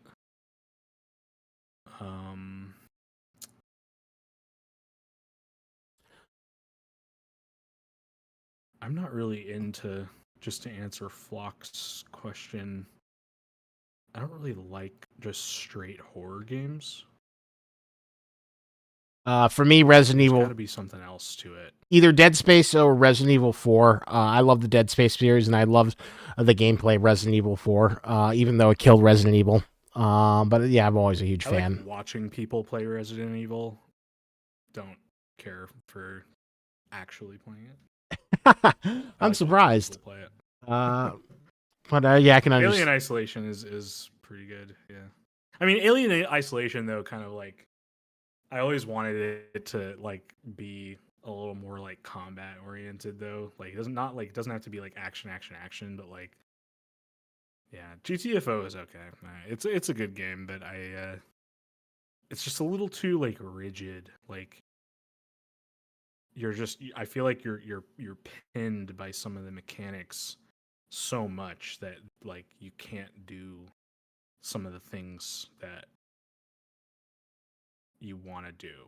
Like, yeah, like it's like a lot of potential for that, a lot of cool mechanics that just aren't really super well utilized. It's not bad. I have fun when I play it, but all right, it is 11 o'clock. I need to go boil my eggs for lunch tomorrow. Do my rituals for the end of the week. Final thoughts, Goomes, before we let these people go, and we let you enjoy your evening.